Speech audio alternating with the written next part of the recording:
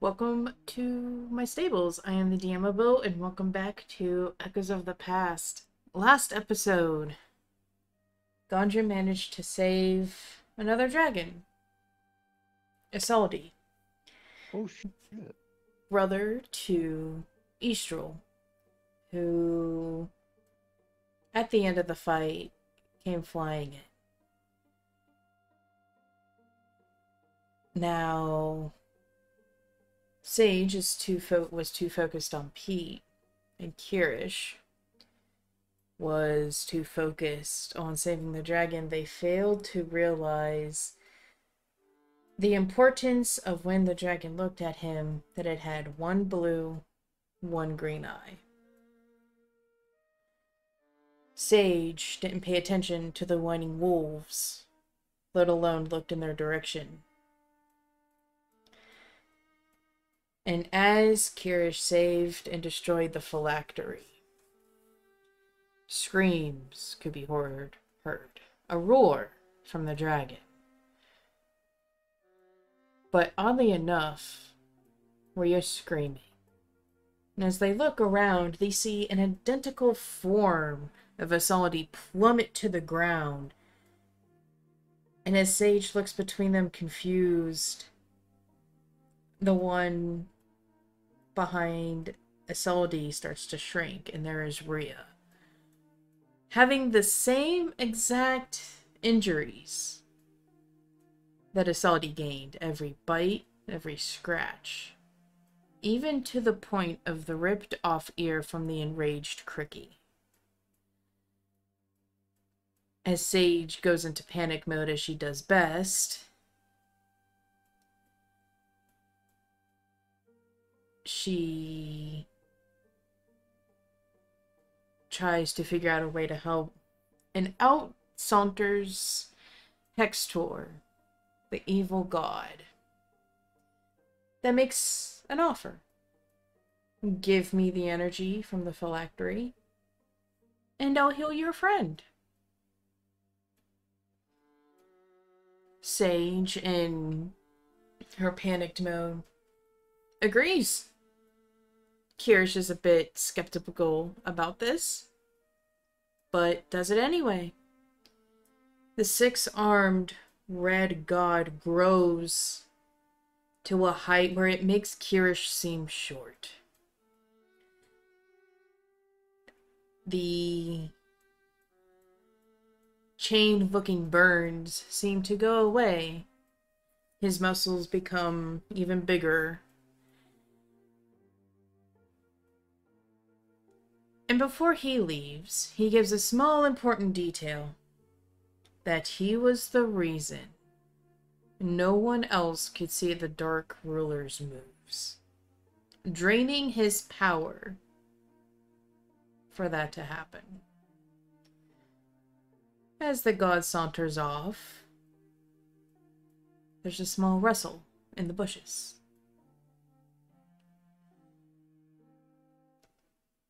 And a very proud and victorious, "I'm back!"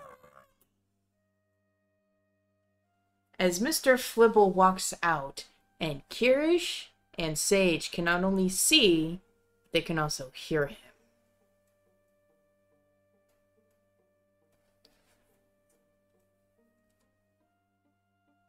The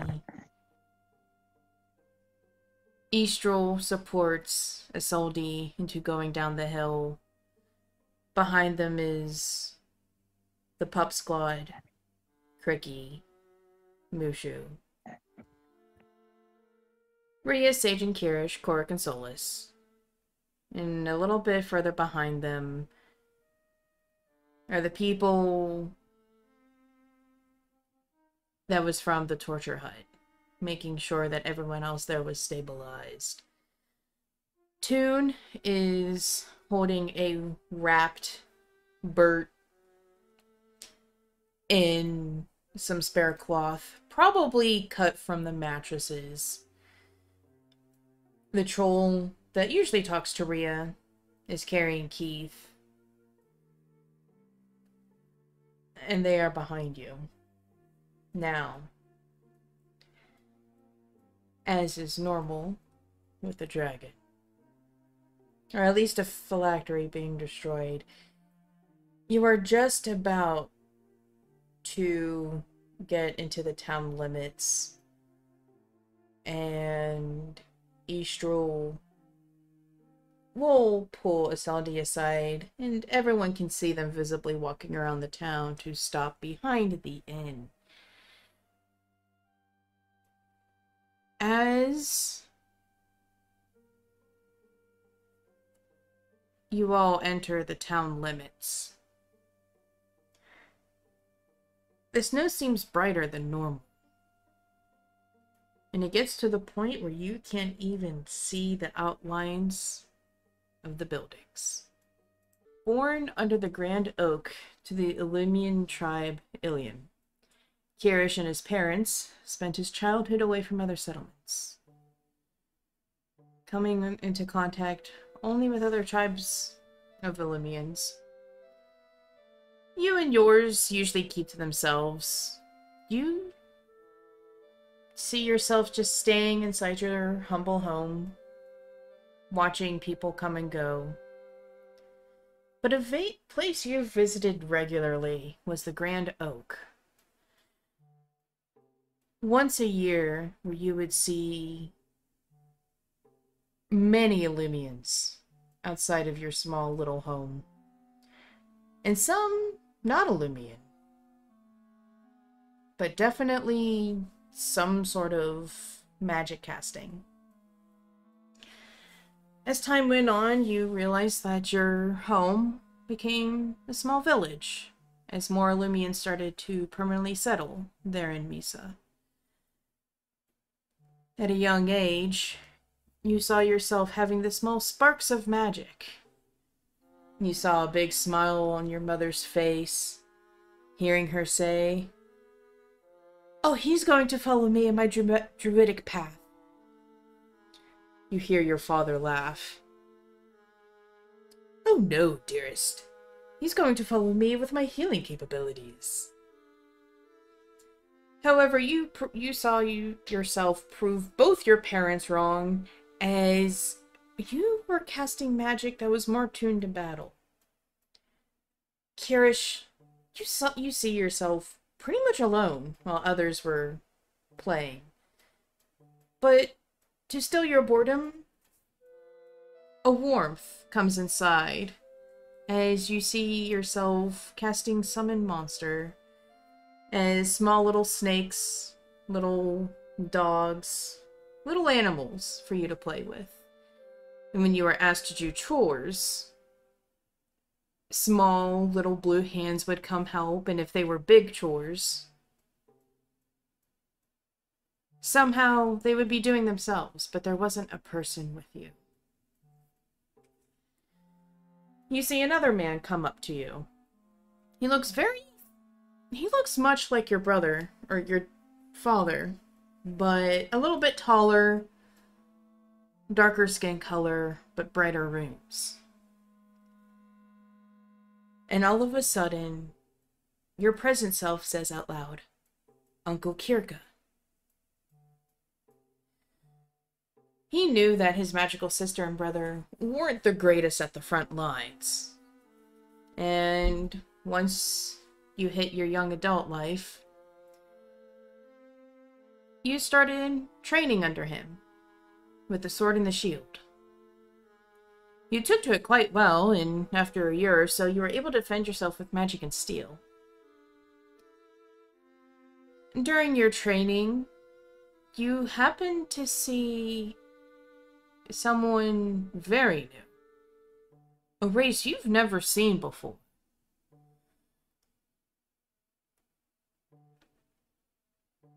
With your intrigue in the middle of training, you got a smart tap upside the head. Now, Kyrish. What did I say about never taking your eyes off your opponent?" And as you rubbed your head in pain, you pointed over to the girl. An elf? Here. Odd.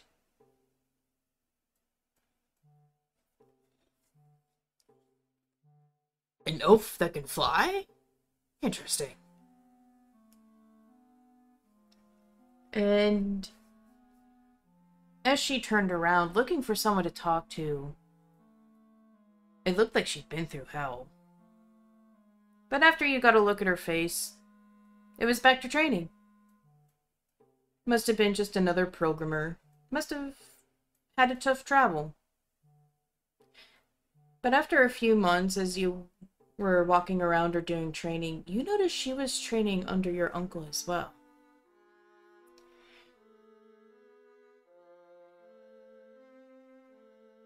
A few months go by, and there are screams coming from outside. You poke your head out, and you see undead shambling from the forest amidst the people.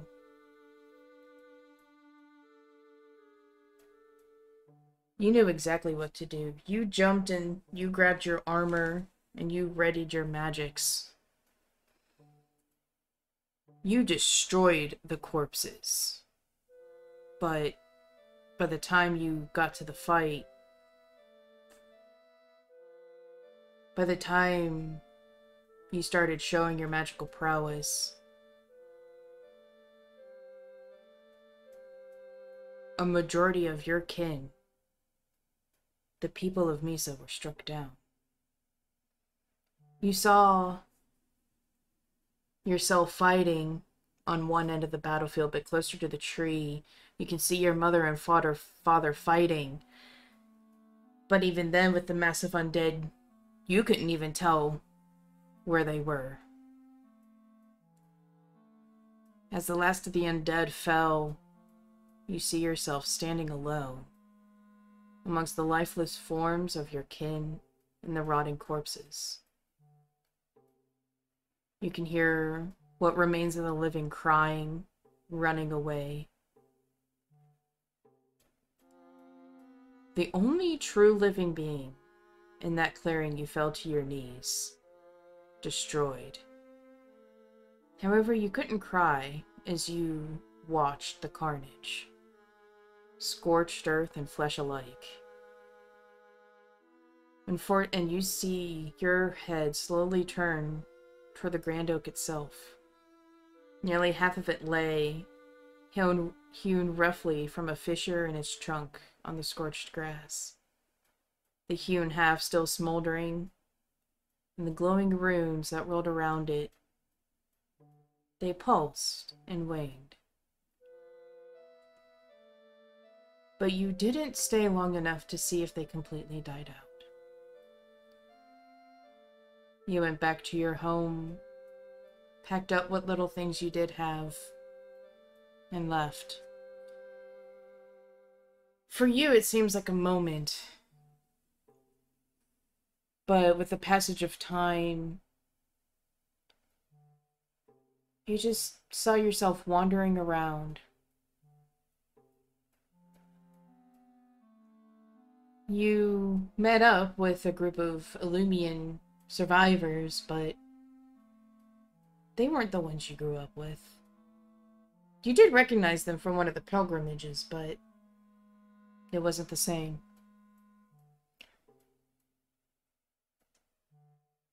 You saw yourself trudging towards Gula.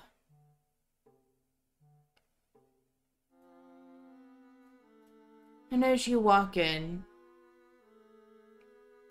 there's weird lizard folk watching you.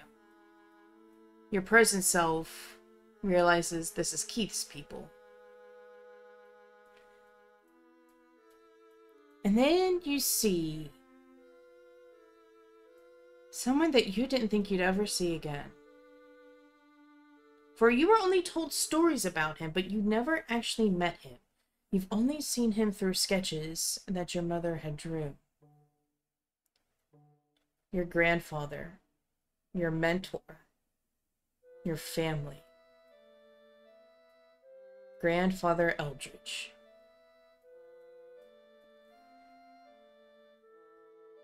You went to him And he knew something was wrong by the emotionless look in your eyes.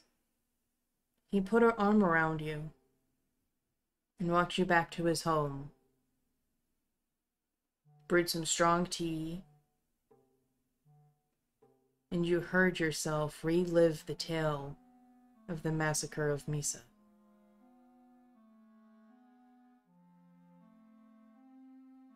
He too was stoic.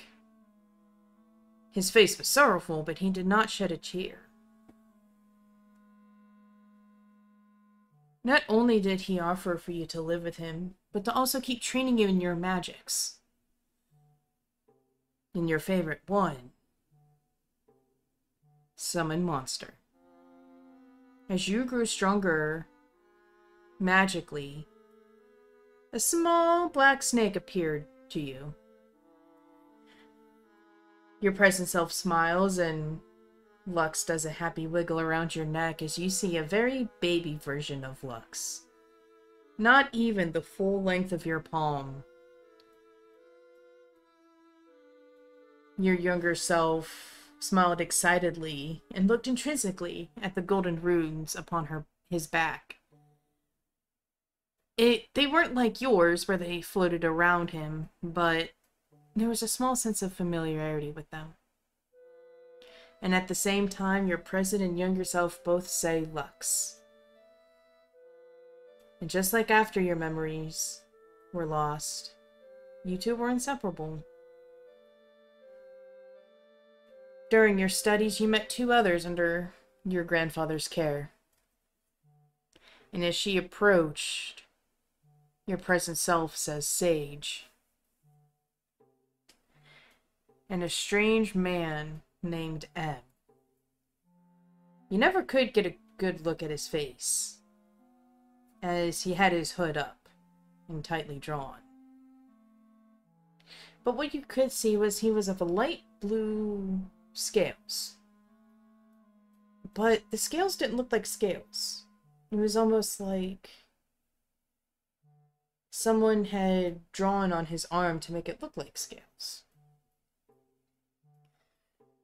You attempted to reach out to Sage, but unlike now, she was very timid and kept you almost literally at arm's length. You saw the two of you become more than acquaintances, but a little short of friends. But honestly, you were okay with this, as you were dealing with your own things. And being around non-Illumians for long periods of time, you were used to that. Being around humans and lizards was odd.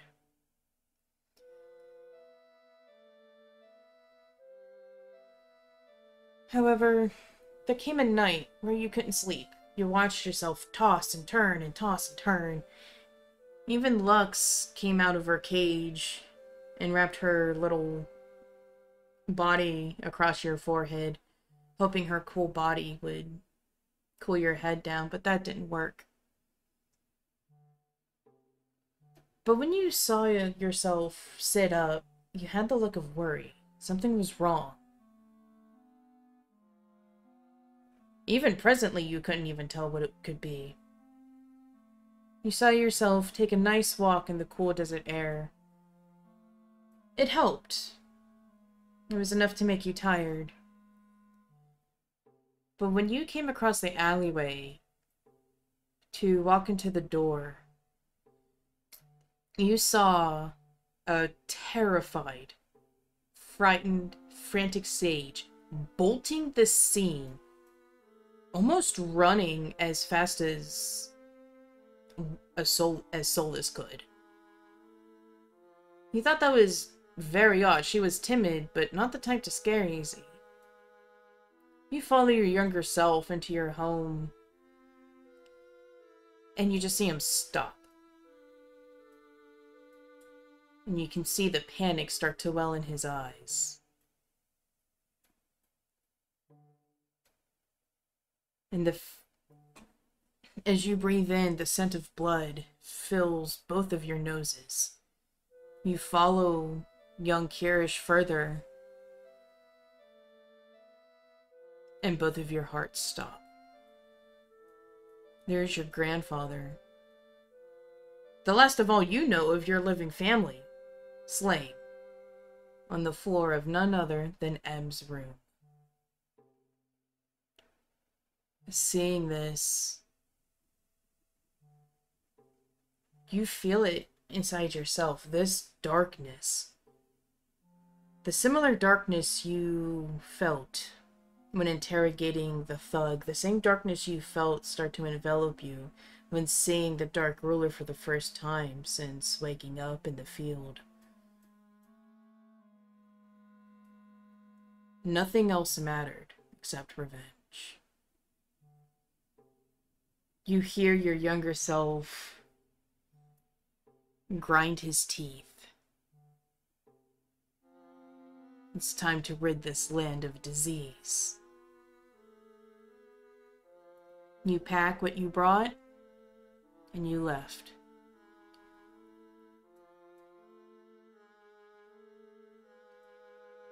You see yourself leaving Misa, leaving Gula, going through the burned, dead territory of Misa, purposely avoiding any routes that would be taken any near settlements, especially Misa itself. And you find yourself upon the territory of the Dark Lord himself. You are brought to him, and there is a very tiny dragon in his lap as he's petting it. And you realize this is your grandfather's dragon. This is Hadwin. Why does M have him? What's he doing with, by rights, your dragon? The Dark Ruler looks down at his nose at you and snickers. And why should I let you be part of my ranks? You impress upon this Cretan with your power, manipulation of time and space, as you summon forth beast after beast after beast.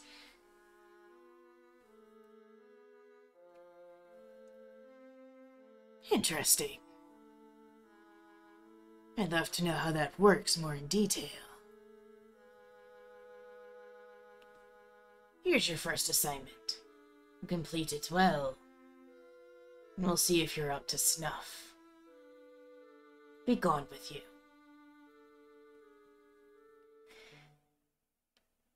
And you are given new robes. Robes that signify you are part of the Dark Ruler's army. You see time fly, and as your younger self is under the Dark Ruler's command, Kyrish made his first friend. He's a very large lizard man, and he introduced himself as Bartok. Where Kyrish lacked in strength, well, Bartok made up for it. And honestly, because of this, you see yourself struggle for the companionship, but also keep him at a distance. You didn't know, neither of you could know, if you could fully trust him. What if this was all part of the Dark Lord's plan? Who knows? The two of you would be on many patrols together. Countless. And once in a while, you would see a figure clad in black, with black wings fly over. The three of you noticed it wouldn't come near you, almost like it was observing.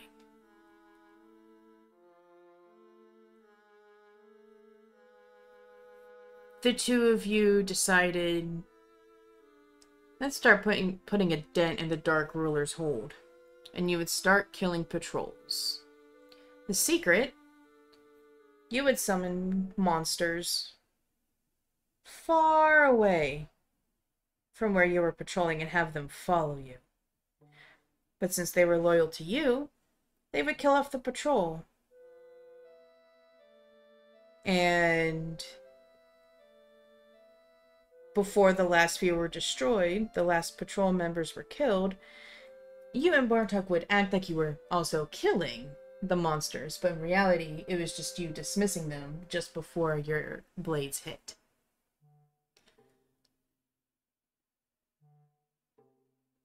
But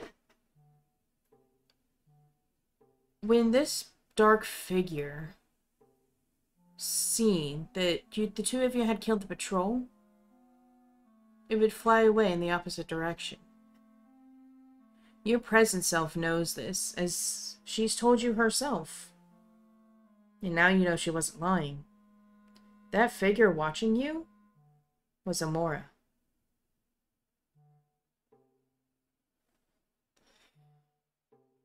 You see your younger self cock his head as the figure flies away.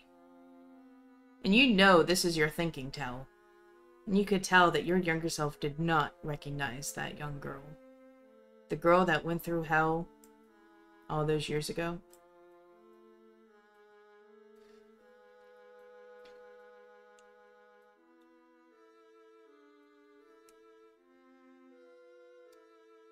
During one of your raids, for unfortunately, some of the Dark Ruler's subordinates were smarter than others. Sometimes you had no choice but to destroy a village.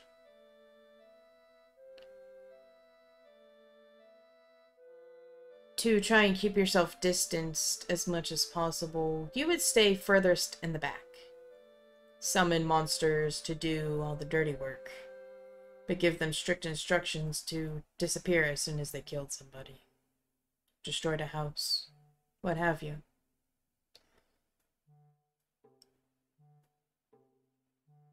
However, you were looking at a house, and you found a secret bunker. You look around, there's no one around. You go in. And it seemed like everyone was in a rush to get out of there. And one of the papers had the heading of Galoon, Guilds Against Liches and Undead. You weren't being quiet about this, why should you be? You assumed everyone was either gone, imprisoned, or dead.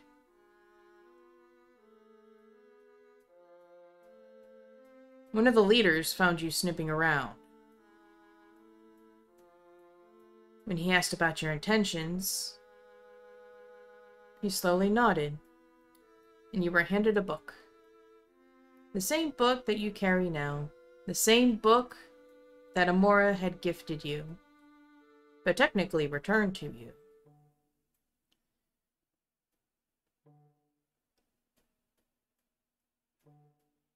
And what shakes you now is that this book, the start of Galoon, was started and written by none other than your grandfather.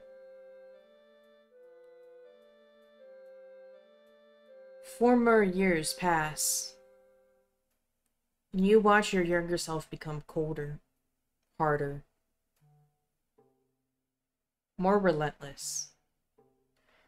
But this allowed you to climb the ranks, and you were given Maester of Magicians, responsible for training all of the magical troops and developing better teleport spells. Taking some of the undead creatures' venoms and changing it to poisons and making some antidotes for yourself and Bartok. Sleepless nights turned into research opportunities, seeing what poisons did what. Some paralyzed, some turned to stone. Once a subject was injected with certain poisons, either they became part of the monster that it actually came from,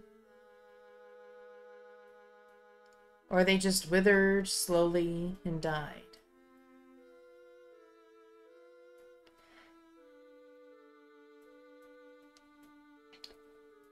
But even then, as you think upon Amora's medical emergency in Brolk, your current self does not see anything related to the legendary mummy rite.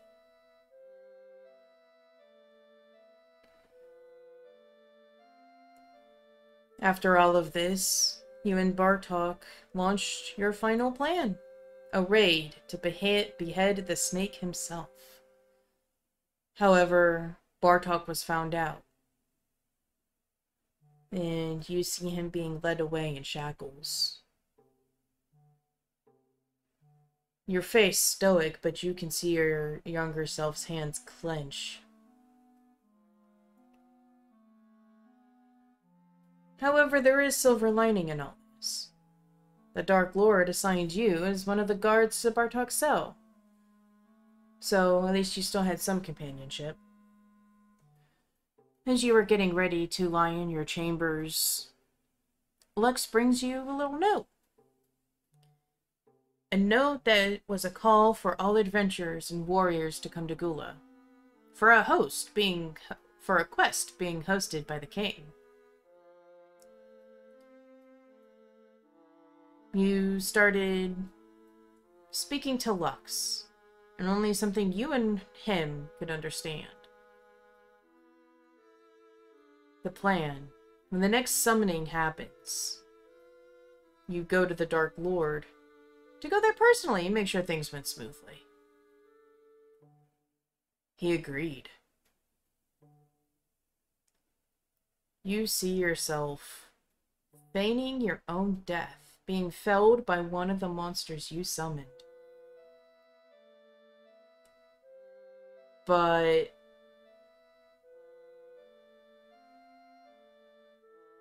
as you pretended to die, using the own venom you created, but at the same time injecting the antidote,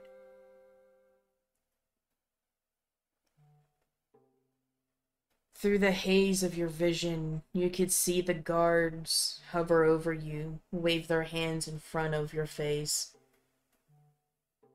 Felt the painful toe of somebody going into your ribs. You could see them look at each other, and they leave you behind to be food for the other undead scrambling around. When Lux tapped you to make sure it was all good, and your vision restored itself, you took the chance, and you ran. You ran so fast, and you ran so far away. However, in your haste, you left your Galoon book behind.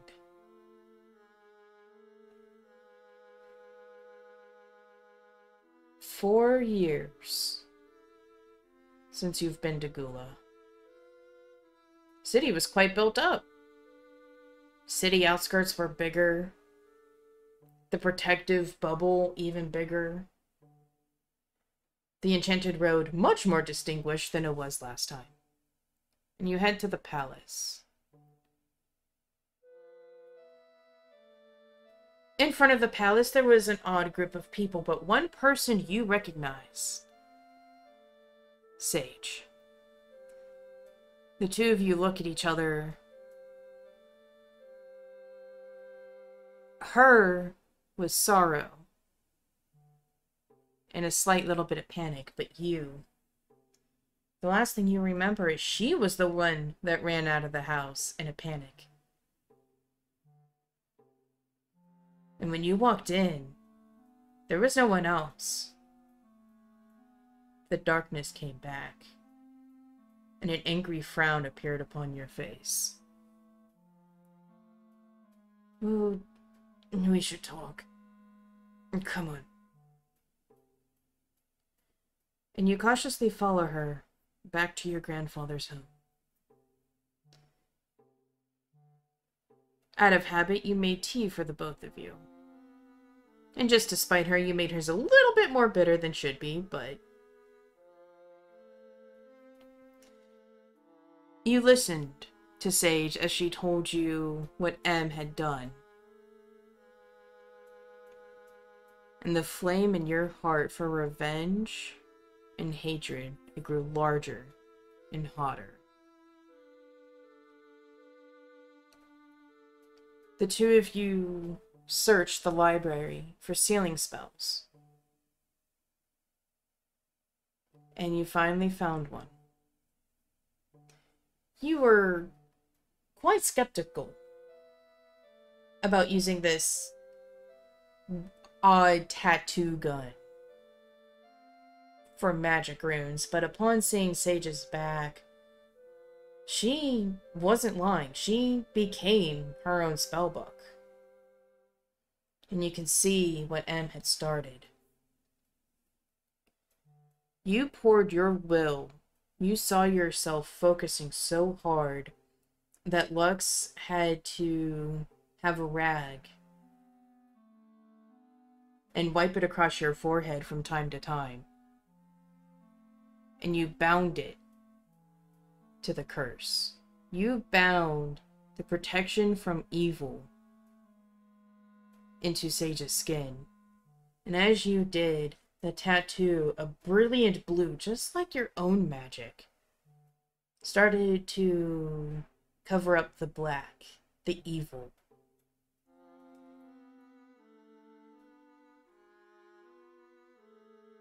However, it didn't look completely right to you. Neither of them did. Yes, it was a full circle with a few runes, but it felt like something was missing. But Sage wasn't complaining of any more pain. Well, magic-wise. But she felt herself. Job well done. Let's make sure that's healed up nice and good before we set off. You met up with a green-haired elf, Rhea. An orange-haired dwarf that had a bottle of whiskey in his hand of Goombert. A small little orange-haired man atop a brown wolf, the wolf being Solus, and the man Korric. Your present heart hurts, but also burns as you see Pete, alive, well, happy, with his memories. You all started off to go to Leigh. You all couldn't think of a name of yourselves, so you each took a letter and came up with all the anagrams of the letters to become Gondra. Kyrish, the Gallant. You see yourselves walk towards Leigh. Saw that it was covered with goons. You realize this is the Dark Lord's doing. His scent, his taint is everywhere. You actually recognize some of these thugs from the ones in the clearing and the ones in the torture hut during musical chairs. Ironically, the governor, who is actually muscular, proud, and actually seemed a little bit terrifying, wasn't actually the governor who you saw him to be. But it still felt good to kick his ass and get him out of the town. After resting and healing, you all left for the next town.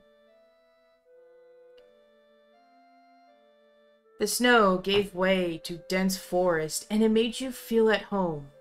Trees, nature. It felt good to see something green and alive. But Sage started being funny, rubbing her wrist in her normal anxious tick. And Bert, pretty much being the uncle of the group, asked her what's wrong, and she says something doesn't feel right. You see Sage cast Identify Magic, and she realizes that there's an illusion somewhere. Bert took it upon himself to break it. And your happy smile fades to a frown as beautiful forest turns into black, dead trees, charred, broken, snapped, destroyed. And then you look over to Rhea, who looks just as heartbroken as you did when your home was first attacked. Bert apologizes for hurting her, but you hear her say it's not his fault, but thanking him for showing her the truth. Even though it was destroyed, the party moved forward in silence, and you enjoyed it. Sometimes there needs to be silence for proper thinking. As you go into the city, you see a pink elf rush Rhea, hugging her, embracing her. You see them kiss. You all go to the inn. We are all sat around the table as Pete, Rhea, and this Ennie talk of stories of their childhood before everything went to shit. After a good rest and helping the people as much as they could, what with hunting, what was there to hunt, rebuilding homes, you left. Rhea a little bit reluctantly, but you all had a job to do. The next town was the Badlands of Theme, a disaster. You couldn't even get a day's rest before you saw the small army in the middle of town, and without even discussing a plan, you all went to work. Bert seemed to be most of a jokester, but for once you were actually proud as you saw Bert's holy magic wipe out the weaker undead in one spell, while you and everyone else took out the stronger ones. Sage throwing fireballs at the large creatures, yourself taking your battle axe. One that you held proudly, for it was your uncle's. One he had forged and gifted to you when you completed your training. As you smashed them all to satisfying bits. The ones that were running around about to flank your friends, you summoned a few creatures from the other planes to decimate the flankers. Your war cries in the din of battle, you saw from the corner of your present eye some of the townspeople coming out of their boarded up homes, and you saw them join the fight. And you saw a large man with purple eyes and grayish skin, a Chew, a half-orc and a half-human monk. And he prostrated himself in front of you guys, thanking you for endless minutes. Once you knew that the people were okay, and yourselves got some rest, on the road again, gonna go save Ardnog again. And you traveled to Broke. This time it's different. There's no walls. There's no goofy guards standing at the gates. It's just, bam, direct city. You realize that if you're you remember readings from your book about holy weapons, so you suggest to the group, why don't we go there? And Bert, he goes, well, why don't we just have a vacation? We've been at it for about 6 months now. Think we need a little bit of a break. And as you walked closer to the first building, you heard cheers and cries of victory. People screaming the various names of the party, but a majority of the chant is Gondra! Gondra! Gondra! With a chorus of croaks and ribbits. Kyrish, you see yourself smile a little bit. And honestly, you're not much of a kid person. And you see yourself kind of like, as about 4 or 5 of them hop up and crowd around you. But you see Rhea also get swarmed. And you see her kneel down and give them one big hug. And when she lets go, they all run off to their respective parents, so you monkey see, monkey do. Some of them squeal and croak. And a few of them say thank you as they run off. You stay at the Bubbling Inn with the smooth jazz innkeeper. And as you go to your rooms, your present self is reminded that you guys entered the exact same rooms that you stayed in when you first lost your memories. As you were walking, you were enthralled with the lightning rods and how they absorb the lightning. Not damaging anything around them. With your intuitiveness, you found a few scraps of metal. And you found some thin wire lying around in an alleyway. At a safe distance, you tied the wire to the lightning rod, and you connected it to the metal scraps. As lightning struck, the scrap glowed, but it quickly went out due to the rain. Finding an empty poison vial in your pocket, you covered the metal, and it glowed brighter. But this time, it didn't go out.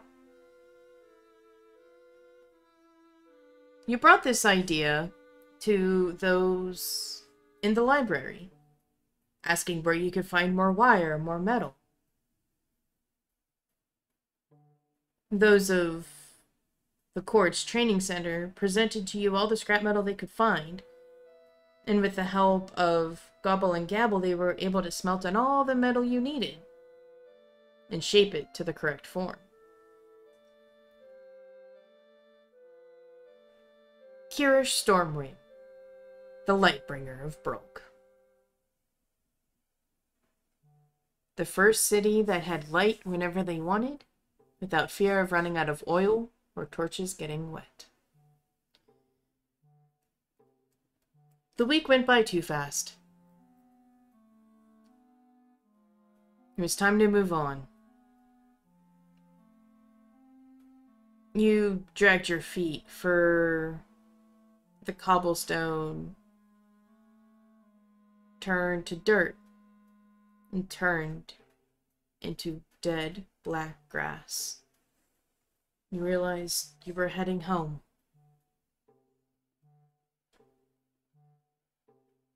As you neared towards your hometown, you saw the undead horde. And resolve steeled your nerves. You pushed yourself to the front. You twirled your axe in your hands, and you heard yourself say, "Let's set my people free." And you rushed in, summoning creatures of all kinds, of all capabilities. Not even in front of you, but just... It's almost like a triangle formation protecting the party. But as you charged, you saw flashes of your past from your time with the Dark Lord. The screams, the scent of blood, the awful things that you were forced to do in order to survive, the guilt that weighed upon you. Alongside Gondra and your animals, you conquered the undead forces. You gave a victorious cry, but it got turned into rage as the Dark Lord appeared before you. And you could hear that satisfactory snort and laugh of yourself. For the first time, you have seen the Dark Lord shocked and disbelieving. "I thought you were dead. The guard said that you were dead." Oh, was it what you said it was? Anything can be an illusion, right? Because I would like to illusion my axe in your face. As you go to swing your axe, it's in vain. Because as soon as you brought your hands up, everything went black. And your present self stands around in darkness for a moment, but a thin white line appears and you walk toward it. And as you walk toward it, you hear the faint sound of Goombert wailing. And as the white line grows bigger, it's loud enough to wake the dead again. Annoyed, you got up to see what was causing Bert cry. And you stop in your own tracks. You didn't even notice that Sage was also crying, almost if not louder than Bert. For from a few feet from Bert, in a pool of her own blood, lay Rhea. You shakily walked down to her and you knelt by her side, touching her smiling face, hoping for a pulse. But you can tell with the cold skin and the blue lips, it was too late. You see yourself sit down beside her, and you look down at the ground, and through all the loss that you've endured, this is the first time you've been able to cry. You heard Pete move, and he screamed in rage, in pain. You didn't move. Out of the corner of your other eye, you saw Solus sniff Rhea and starts whining and howling. Still no movement. Korric just silently walks by you and sits at Rhea's feet with Solus. You only moved when Sage started to beg Goombert to bring her back. Sage... You turned your head to hear Sage begging Goombert to bring Rhea back.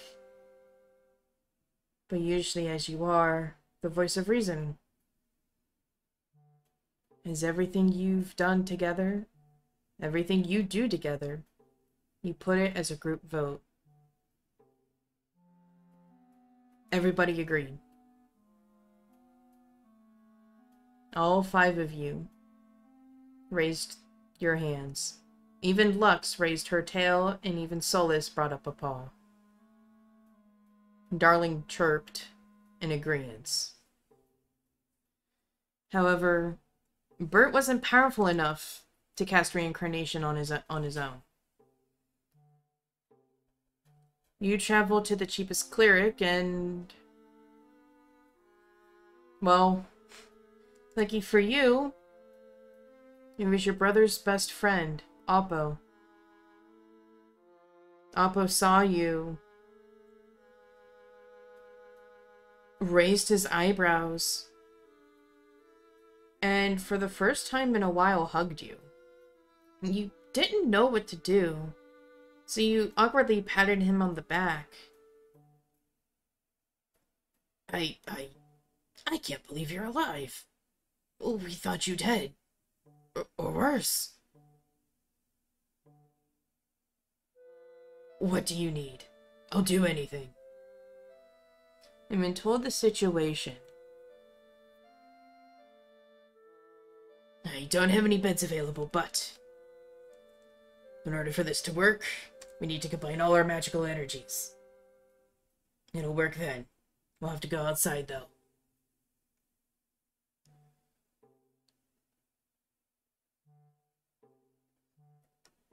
All of you made a circle with your hands. The gold, purple, blue, red, orange, and ironically, it's just a mint green. Not the puke green, but a mint green from Bert. All the energies went into him.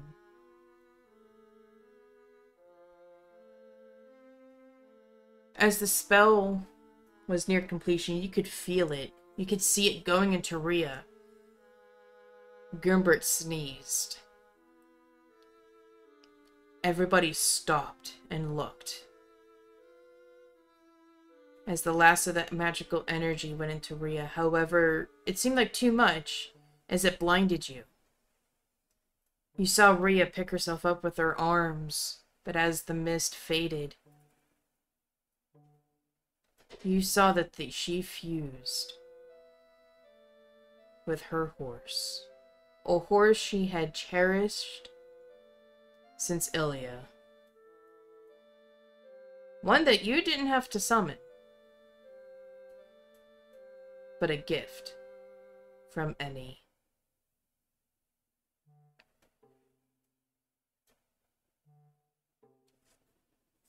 You moved on, determined, emotionless. With your knowledge,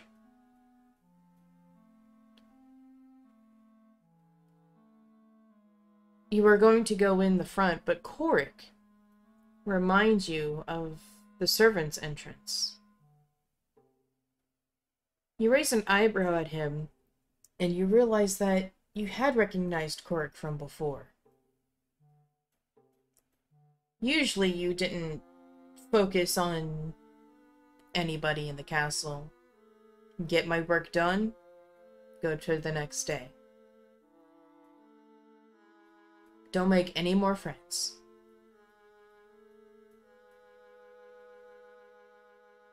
But you can never escape that orange-headed fellow.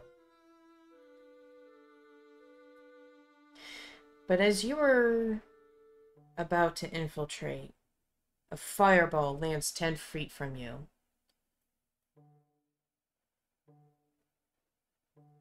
In the midst of your own mind, to put away the nightmares and the guilt, you whisper under your breath, "Talk." The man of fire that could easily decimate a village with a simple snap of his fingers just walk closely to a building and it sets aflame. A man of not just magical prowess, but of magical body and of strength.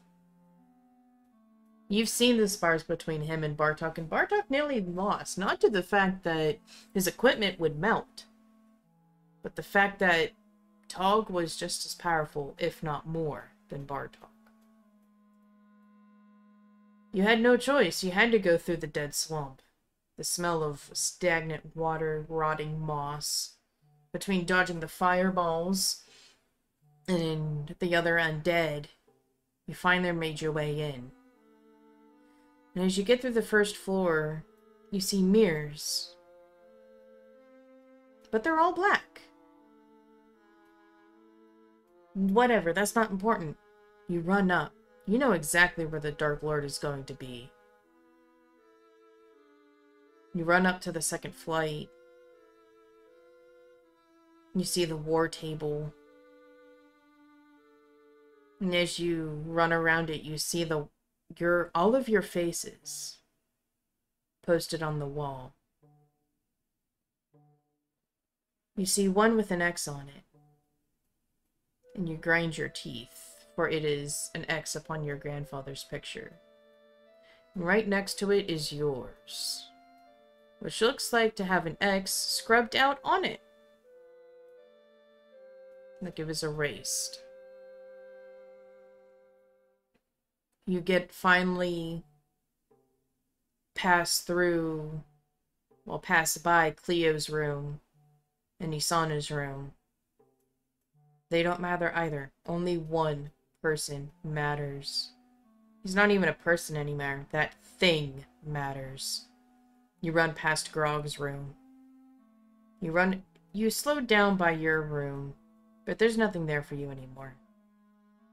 All you need is upon your back, your hands, and the people around you. You charge up to the final floor. You see the Dark Ruler sitting too calmly by his throne. And there, behind his throne, much bigger. Your present self relates to her about half the size of Eastral. Still young, but still Hadwin. Still a child. Still your grandfather's.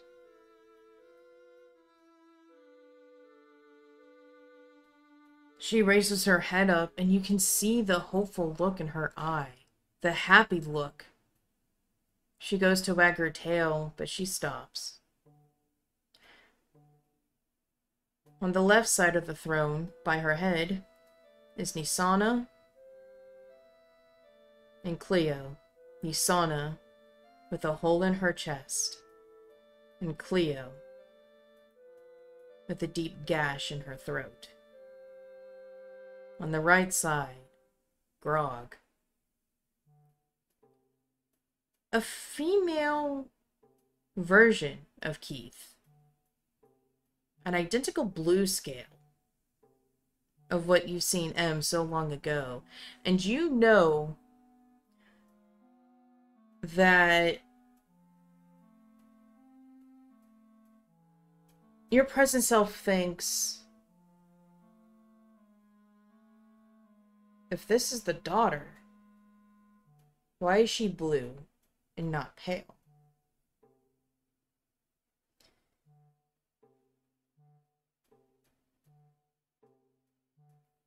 They all brandish their weapons and they walk toward you.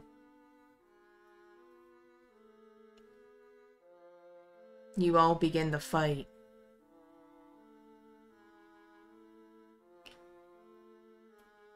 However, you notice the Dark Ruler was preparing something big.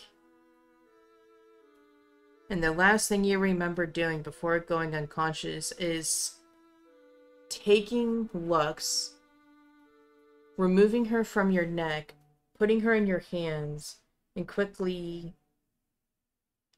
covering her with a last-minute protection spell, shoving her in your bag.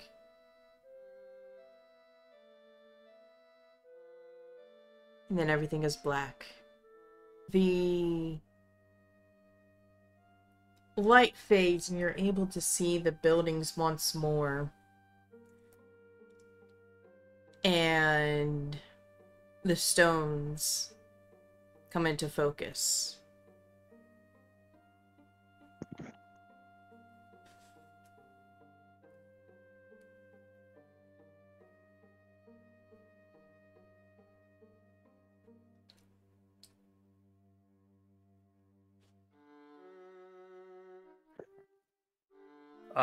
Who is, like, probably closest to Kyrish?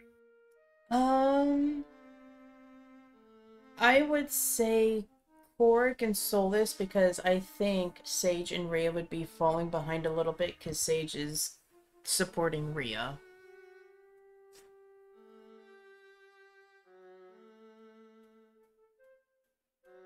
Yeah, that sounds about right. Kyrish is going to suddenly grasp Korric's shoulder. And he's not looking at Korric. He's not really looking at anything in particular.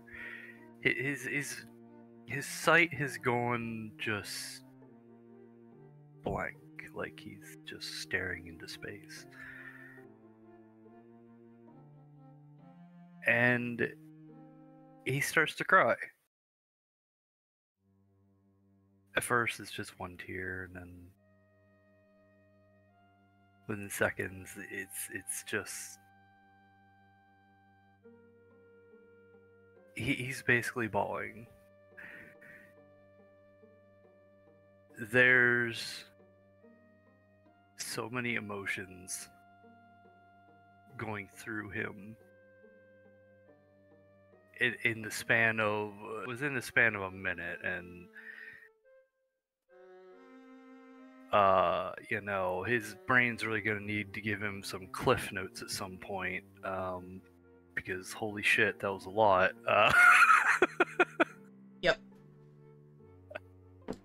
Footnotes at the ready. I got them back.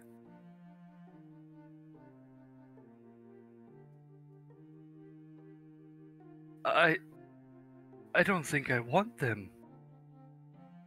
But I have them.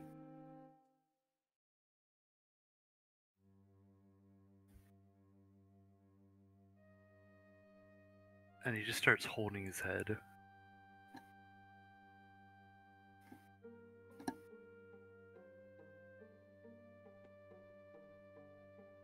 At this point, he's probably kneeling on the ground. He's definitely not standing. Korric, would you get down as Kyrish is still holding onto your shoulder?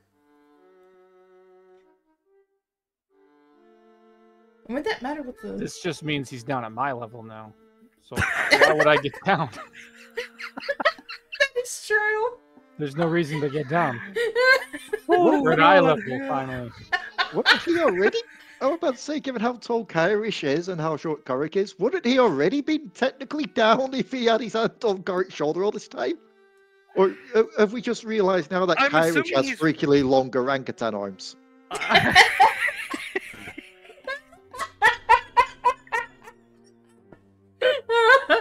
God damn it.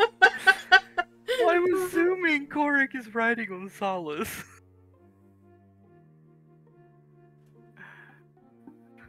Yeah?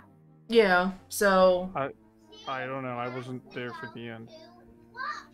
Yeah, usually at the, I always have you on the back of Solus as much as Okay. possible. So then I would dismount at that point. Yeah. I figured, you know, actually sitting on top of Solus would, like, have you somewhat at a height where I'd be able to put my hand on your shoulder, but... Anyways.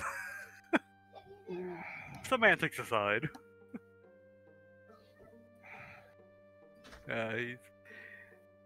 He's basically down and out at this point.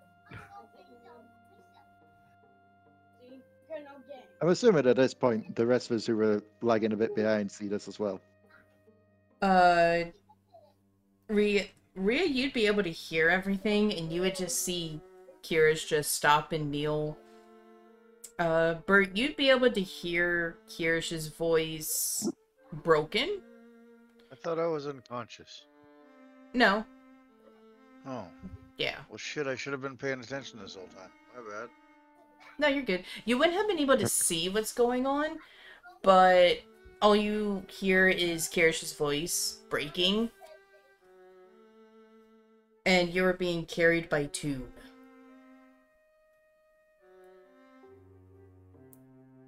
In fact, someone else got their neck. That explains Well, why I it's can call down. out to him and ask him to put me down, right? Can I walk? I'm good. Yeah, you can do that. Yeah, you need to put me down. I need to go check on my buddy. Alright, that's fine. And she's going to politely do so. And gently do so. Appreciate you guys' help. I appreciate your help greatly. Thank you very much in saving me. And then I will go find Kyrish, find out what he's crying around about. I know we're not in the best of conditions right now, Sage, but probably better going off and hearing this. Yeah, Kyrish doesn't emotion a lot anyway, so yeah. Time to emotionally support friends. Yep. And she's gonna walk you so you're standing on the left side of Kyrish. Kyrish, what's going on? He's taken everything from not only myself, but everyone. And he's not stopping.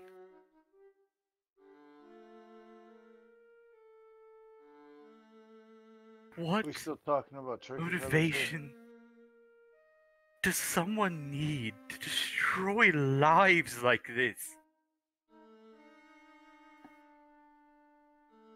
Oh, are we? Yeah.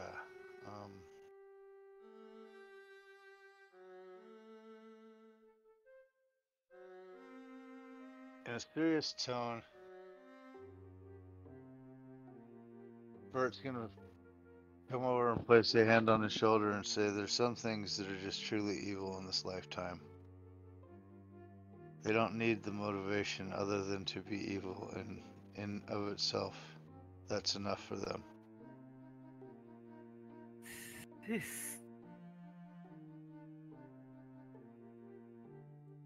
You can't underestimate him and think that he's not purely vile in all aspects. Do you honestly still think that this is just one person just out on a Oh. fling wanting to take out control of an entire continent? No, it's probably much, much darker and deeper than that. This is... I have no home. Everything I held dear is gone.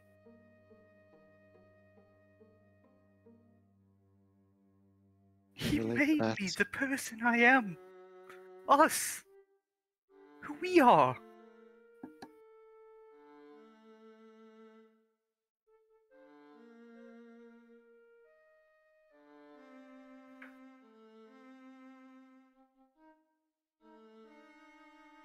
I'd like to think that we could come to our own destiny through our own ways and our own decisions and choices.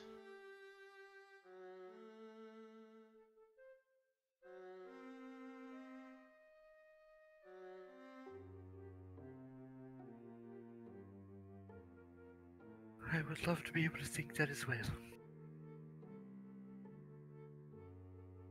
We have to think for ourselves. We can't let his overwhelming influence in our lives control how we see fit to live.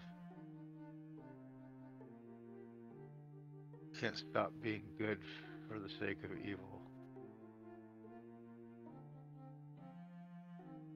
He still needs eliminated. Don't And then the next get me wrong here. Don't. I am not stopping. I am not stopping whatsoever till every last stain of his existence is wiped from this world. Don't allow it to consume you. It already has.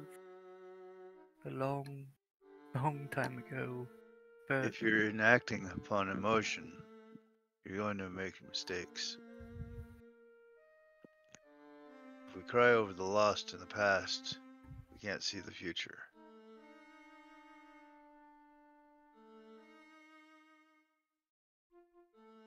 have you not seen it?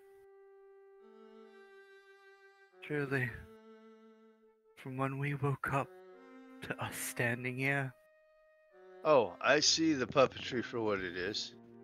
But I also see once we cut those strings, the power and influence goes away.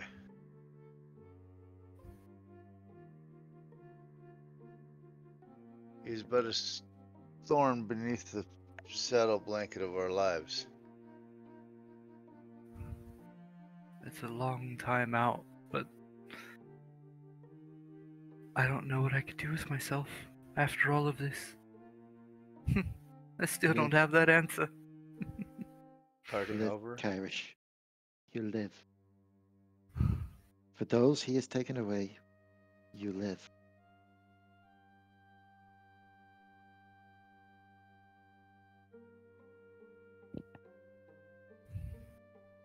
I'm not saying we don't raise Hades and burn shit, because that's all I'm about right now. All Saying of the that when it's people. over, we've got. Look at all the people that look up to us as Gondra. Look at all the people that wouldn't be here if it weren't for us. Yes, and look at all the people that die because of us. Because we even exist.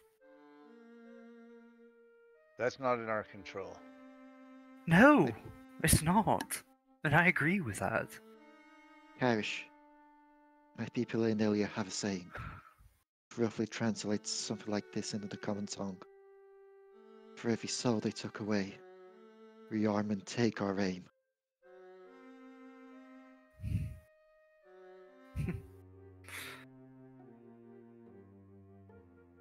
Yes.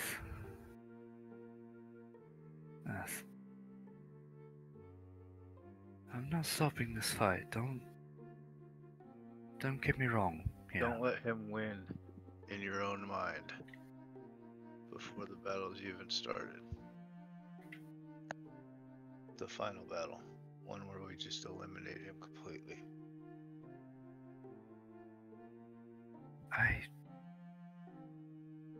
It's not as far out as you think it is. I mean, well, we've already got 3 down. And of those 3, 2 of them are now on our side. He may have 30 out the numbers. For each place we liberate, we're gaining numbers back on him. Soon it'll be us with the army, not him. Korric, Bert, and Rhea. I need the 3 of you to roll me intelligence checks. 17. 16. 18. The 3 of you remember something written that Kyrish had read all the way back in Brolk. Korric, with the highest intelligence, You're welcome. you tell this to Kyrish. Having lost a loved one to a necromancer can lead to rash and illogical decisions. Grief can turn to anger and hatred, which are understandable emotions, but the person will set on the path of vengeance. Normally, they will disregard others' lives and sometimes their own in order to take down the necromancer. If you see someone going down this path, offer your assistance, your guidance. They may be blind, but most people are alone to handle this burden. Remind them that they are not alone. What now, guys?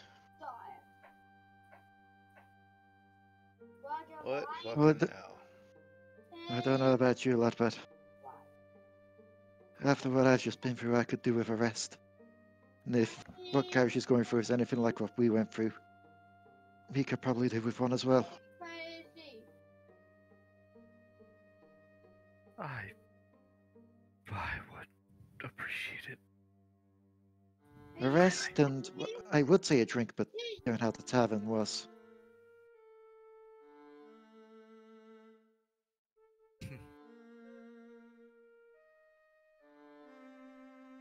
Let's try and find you some drink, shall we? But That would be wonderful.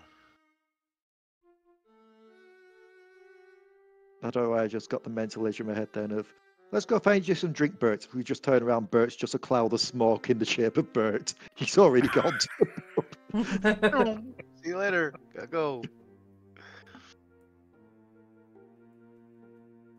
You all walk down to the tavern, and Toon walks in, shakes her head and snaps her fingers, and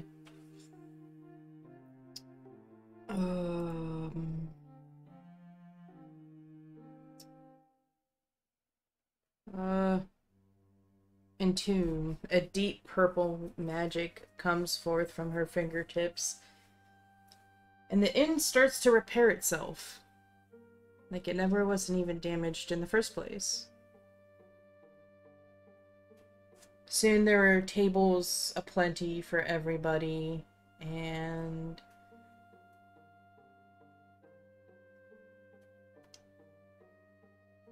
she moves a table to a far corner by the window and sets up chairs enough for the party and their friends.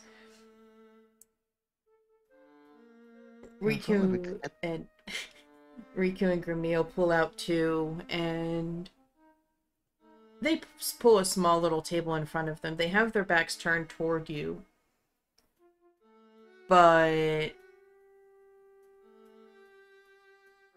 as soon as everyone else starts coming in, they immediately start to head towards your table, and you can both hear hissing coming from Gramil and a dangerous croaking from Riku. After the third hiss and croak, Gramil slowly just pulls out his blade and rests it on the table.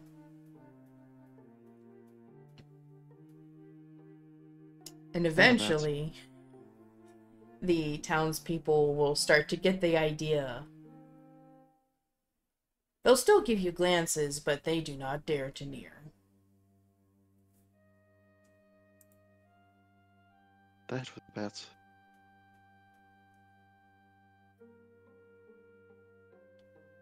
So is it just me, or do we really need that kind of spell on literally every town and city we're going into now? It'll make things so much faster.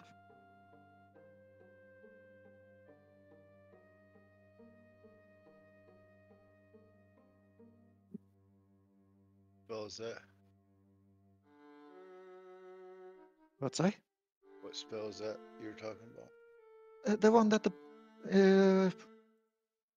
one that she just used to quite literally just repair the tavern with the click of her fingers. Yeah. Like, imagine if we had that in Gula. Oh my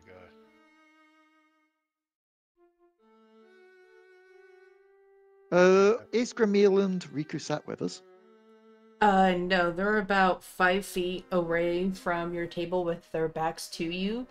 They're basically your bodyguards at this point. They can still hear you.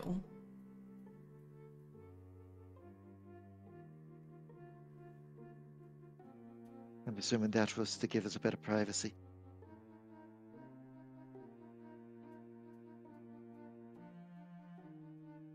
So, aside from rest and drink, what now?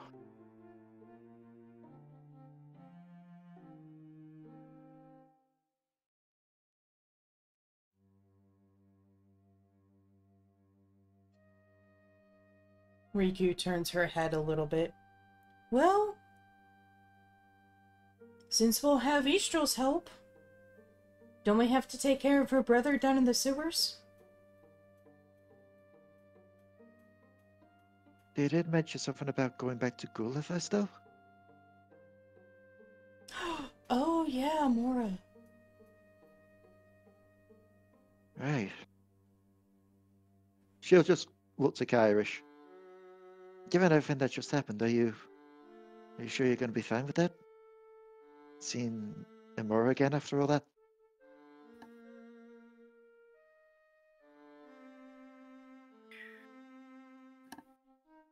Yes. I have to apologize to her after all. I did forget her.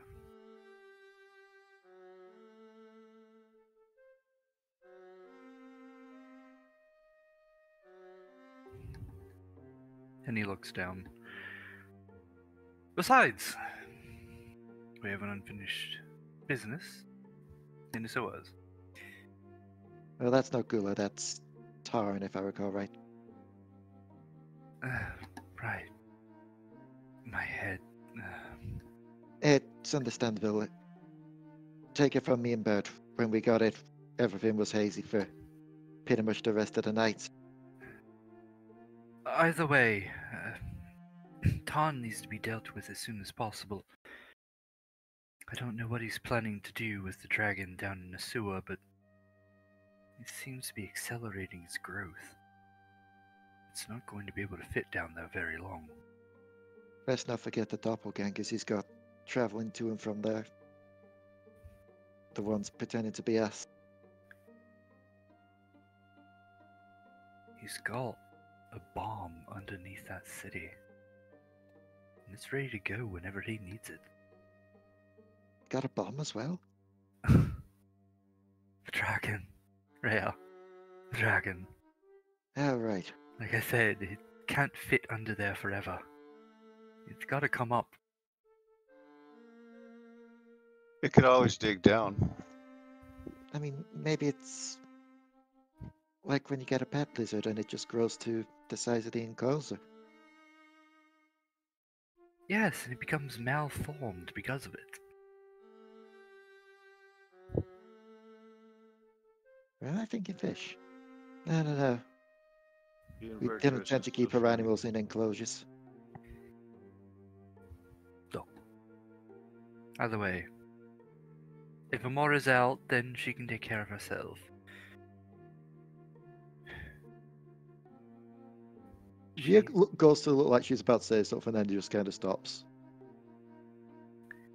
It's like, I guess. Ugh. She's obviously taken care of herself already. She'll find us. We need to keep on with this path. If we stray from it, then more lives will be lost. But Cursed if she felt what I felt.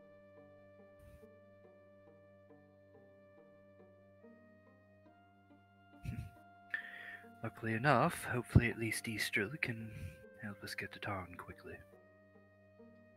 Deal with this. So we're gonna need one bout of that spell then.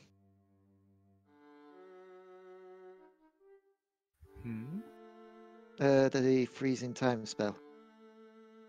She just kind of like tries to silently motion over to Sage. Right.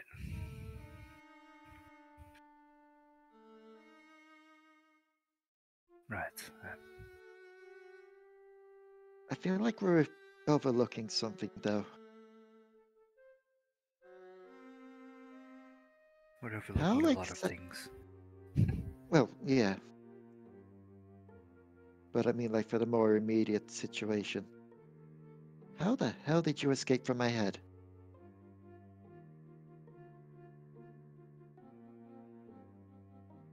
You know, there's a place and a time for everything. And sorry, dear Kyrish. And Kyrish, you're actually gonna feel tugging on your boot, and then your pant leg, and then pressure on your lap. And Lux hisses. And when she hisses, you hear her. Like you were talking to Rhea or to Korric. That is not your leg to crawl up on, peasant.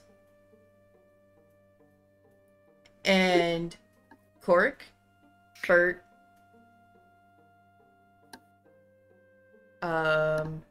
basically everyone at the table sees Mr. Flibble struggle up to stand on the table and crosses his flippers. And Lux is very, very angry and goes to strike Mr. Flibble. Kyrish, do you let him?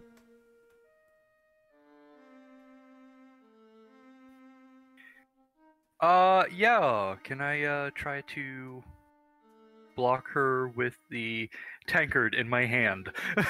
Reflex. 13. You see, you know Lux, and you can feel her start to coil.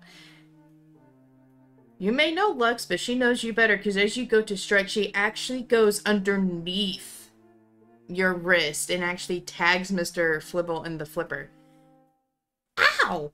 What the actual fuck? Rhea, do you see this shit? The first time they're able to see me and actually talk to me, the one bites me in the arm. Destroy it. Welcome to the world of being solid. And Lux will hiss again. Try me, peasant. Do we all hear Lux, or is it just the Kyrish that here understands Lux? Kyrish. Kyrish, yeah.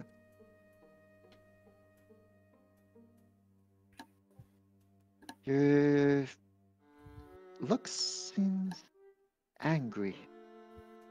One, I don't know what's got your scales in a bunch, but simmer down. Two, are you lot hearing this too? Yeah? We're Yeah. hearing a lot of hissing. No. What the hell is this Mr. Flibble shit about? Right, well. Why am I not seeing going a crazy. fucking penguin?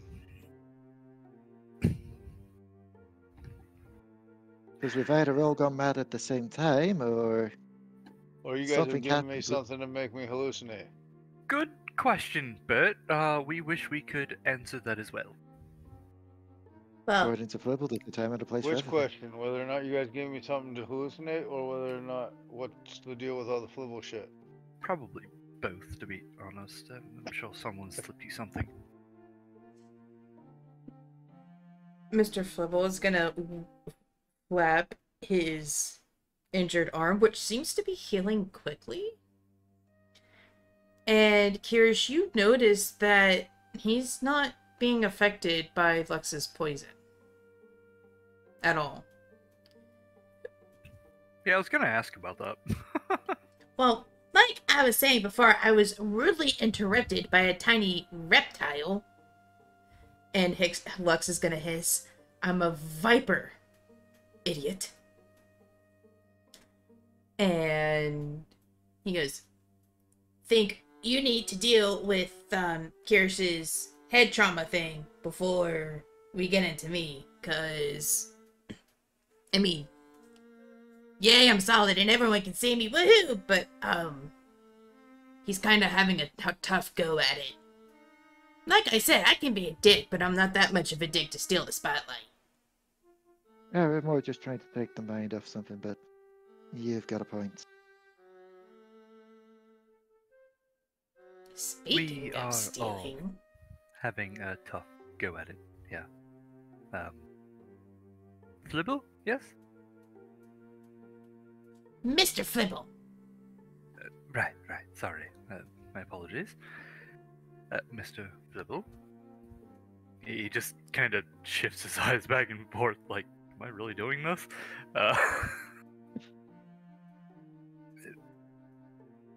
How did you come to be here? Well, when Rhea remembered, I had to be put away. But when she was practically near death because of whatever magical fuckery that shit was, and he points at Sage, you need to be more situationally aware. And he points at Kyrish. So do you. Yeah, fair observation. Right, what happened? All I remember was the bubble and pain. Well, see, what happened was, even though your mind was kind of like a dragon's mind, you can't change me! I'm always there. So I was kind of able to notice everything and hear the baby wolves saw that something weird was happening to you, but Sage was more focused on the dead guy, and then Kyrish, he kind of looked in the dragon's eyes, which was kind of like your eyes, but he didn't really say anything about it. So when he poked you in the head with the sword, it kind of broke the spell.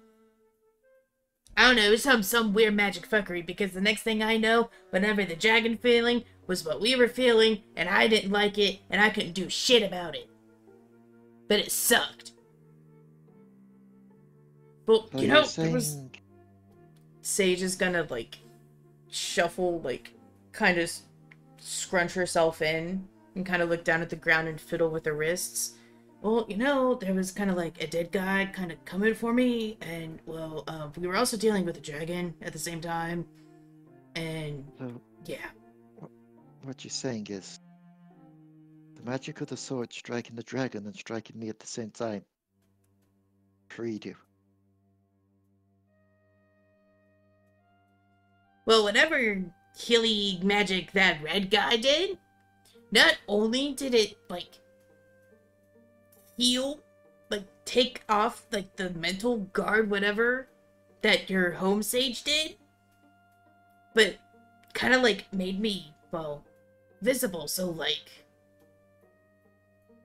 I guess basically removed me from your brain, so, like, he, like, completely healed you.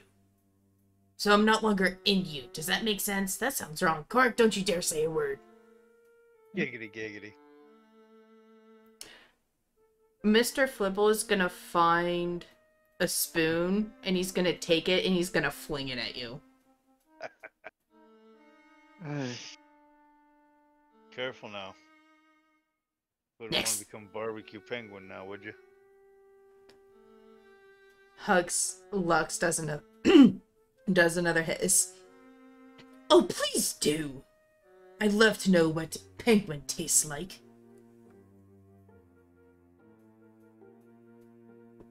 Alright, so that's one mystery solved, I guess.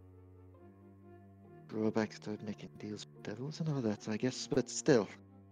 Sure, a mystery solved. Right. Definitely don't have more questions than answers right now. Wait. Wait. Sage, Oh, we're waiting. you're fighting Pete. Like, everyone saw Pete there, right? It wasn't just me that saw Pete. No, I've definitely seen him. What about it? I sent his body to Ilya.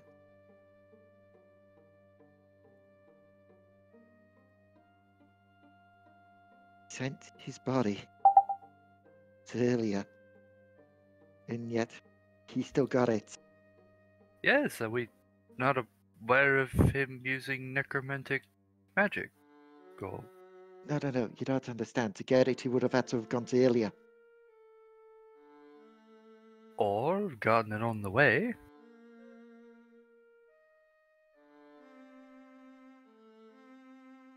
First that option. I mean, we can make that our next stop. She'll just kind of go wide-eyed, and I just look to Kyrish and be, no, time first, time.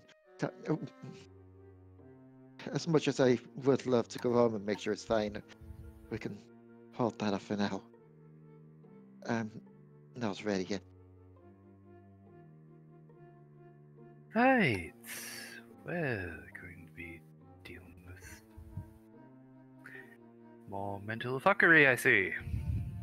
Grand. Isn't it always? It never stops. Indeed. Not so much mental fuck this as it is, Emotional you know, damage? potentially.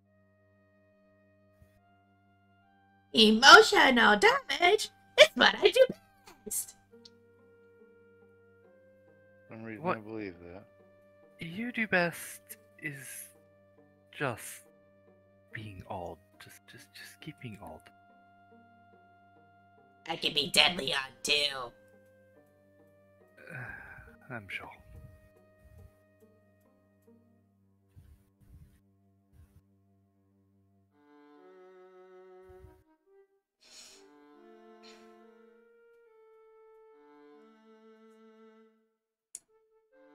what I think it is a case of. Just rest up. Try and get stress back. And it's no rush to tell us what happened. When you're ready, we'll be ready to listen. I think that goes for us all, does it not? Sure. Always ready to listen to a friend over a beer or an ale. Wow, never I didn't hear that from you. It's odd. Who are you?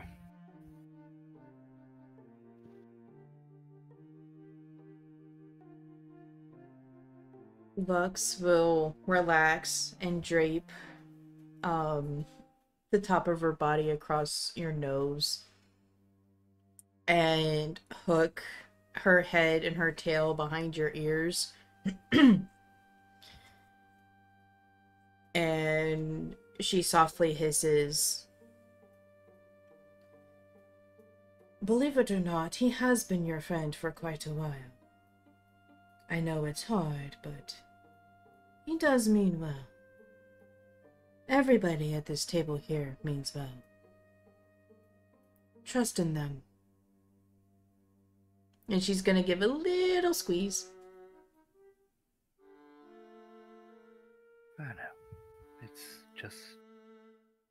It's hard. Bert, Korric, and Rhea, when Kyrish replies, it's not in a language you understand, but a series of hissings.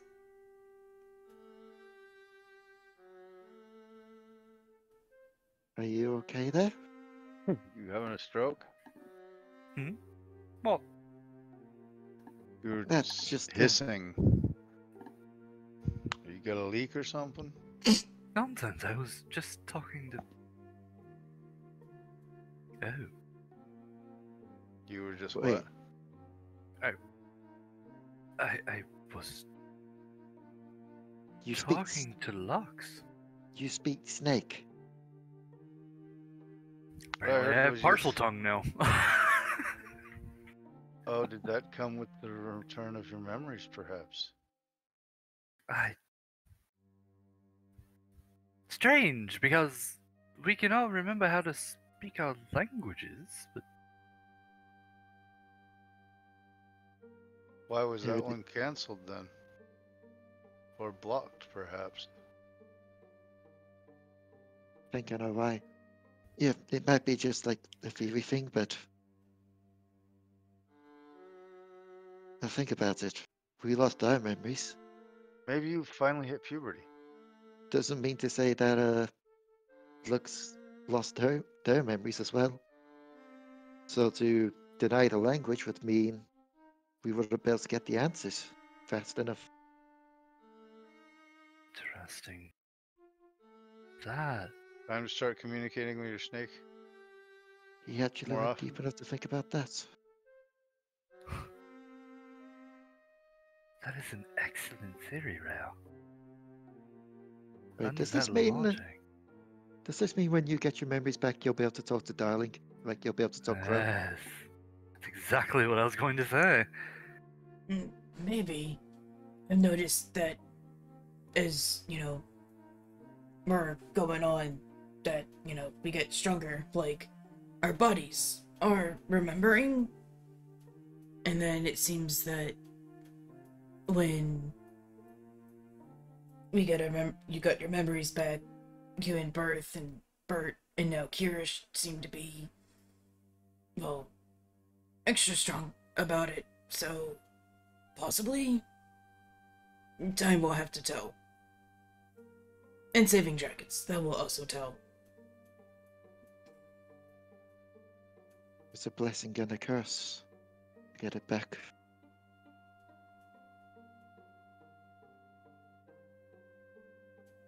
Nothing good ever comes without sacrifice, right?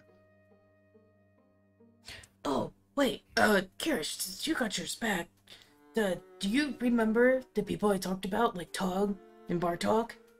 And did you ever see Nisana and Cleo there? You know.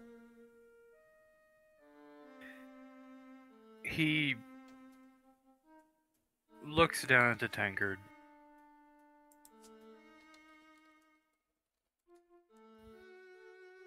Yes, I might know something of that. Good. See, I'm not completely crazy. And my info was good info. No gods, Cleo. And she's gonna turn a very deep chocolate. Yes, yes.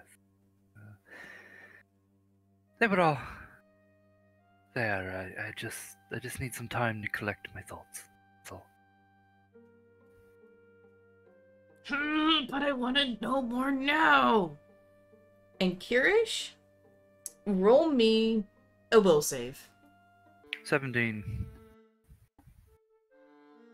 You, for a brief moment, as soon as Sage, I want to know more now. For a brief flicker, Sage's visage changes to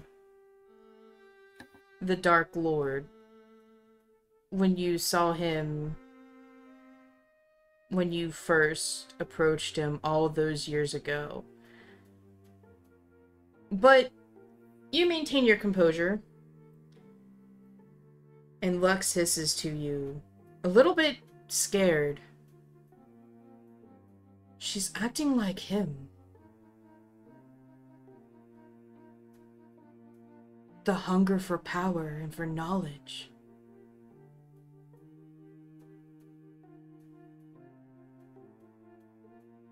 Do you think maybe that's because the seal was broken?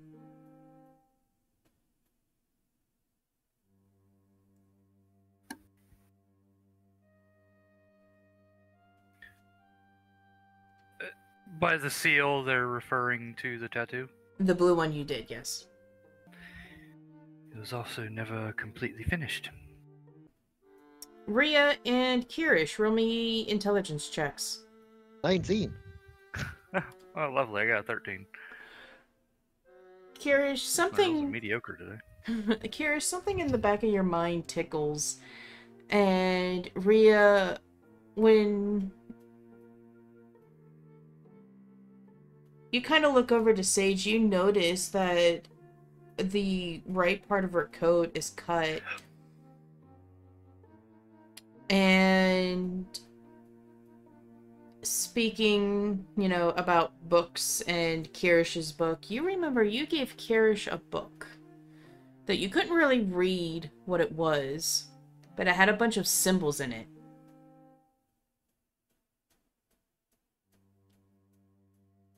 Wait. Kyrish, do you still have the book I gave you?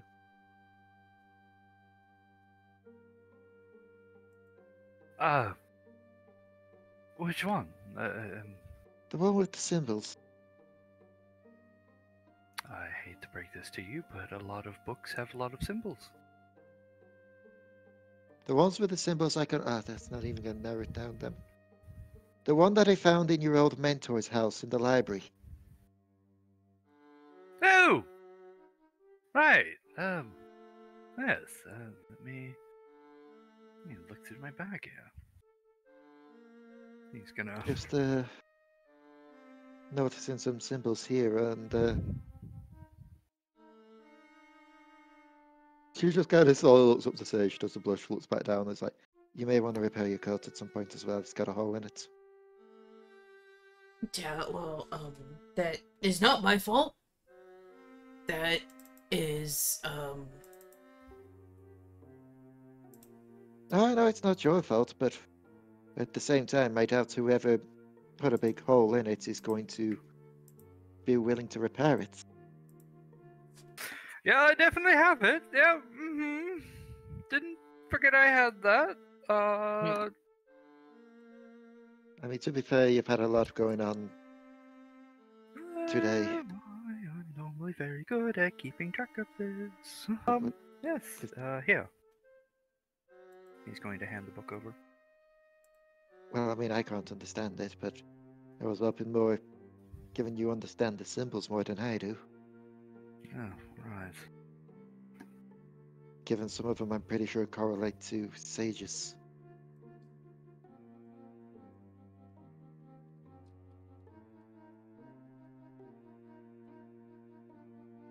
He is going to start flipping through. Out of curiosity as well, while Kyrish is flipping through that, it's the guy that came to Rhea's room before in here. Yes, and he is staring down the table hard, and you see Gramil. You see him tense. Just kind of And look.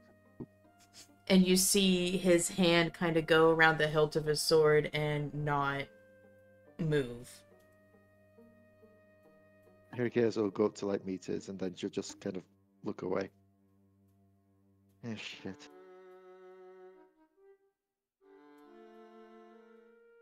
I'm gonna have to deal with that later, aren't I? Why do I have to always deal with shit even I'm not ready to deal with yet?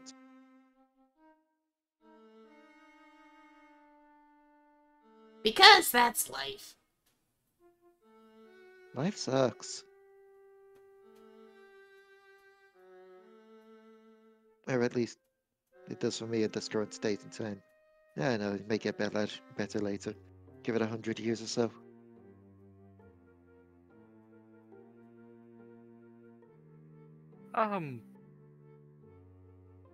Interesting. He's going What's up? to open to well, he's already had it open, but he's going to show it to you regardless of whether you can read it or not. This well, basically diagrams how to make a protection against evil, but this doesn't feel complete. Doesn't feel complete? I don't know, something about it. The first step, draw any circle as long as it doesn't stay consistent for too long. As long as the circle is complete, it can take any form. So, have we been given drinks at this point? Yes. She'll just like dip her finger in a bit of hers and then just like make a circle on the table as she's following along with the instructions. And two, if you don't know Infernal, have a dictionary handy. Basically, spell evil in Infernal? In Infernal? Yes. Anyone else see that as a bit weird? Sage's eyes are gonna grow wide, and she is not gonna make any eye contact. Like, why Infernal, of all things? Surely if you were doing a protection from evil spell, it'd be in something more like Celestial. No, Yeah. no. One would think that.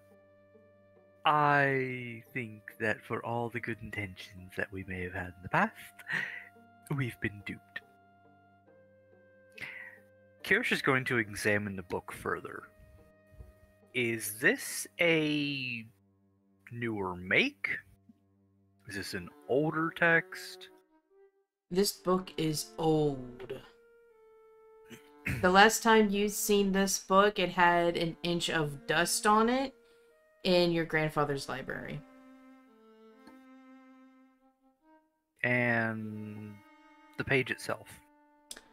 It's very yellowed with age, but it is also written in your grandfather's hand.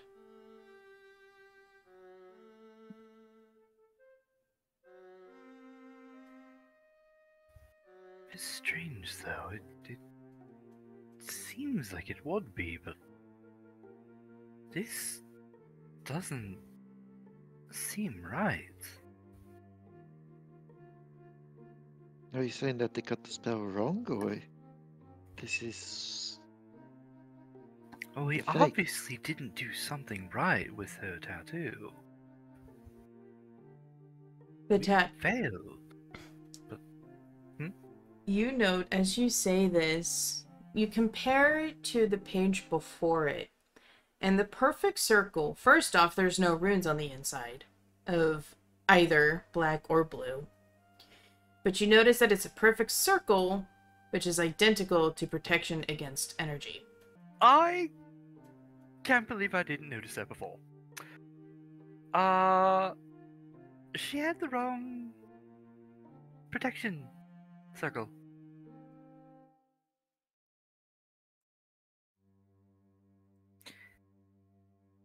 The one that she has is to protect her against, well, energy. And the one that she needs is to protect her from evil. Do you see the issue here?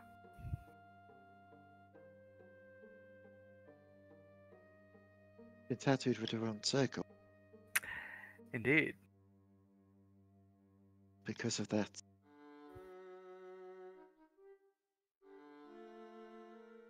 This is why she keeps getting obsessed. Yes. That is exactly it, and I'm glad that store clerk forced me into taking that gun. That is most fortunate. It's almost as though someone is watching over us and forcing us to take things that we need. Don't say such blasphemy. I know. I mean, You know nobody gives a fuck about us. we already know someone was. Krylin was I mean- watching over us. I apologize to the gods because they have actually come down and spoken to us and intervened on our behalf, which they weren't supposed to do. So Krylin did. Well, as they say. I mean, who's to say one way or another that they should interfere in our lives? They certainly didn't. Go ahead. They certainly intervened quite a bit so far. Absolutely. And I'm totally grateful for that. Oh, yeah, you're lucky you got to miss, us meeting Hextor. And Bert, roll me a will save. It's an 18. Alright. Bert, you hear this, and you're pretty much composed, but a tiny little...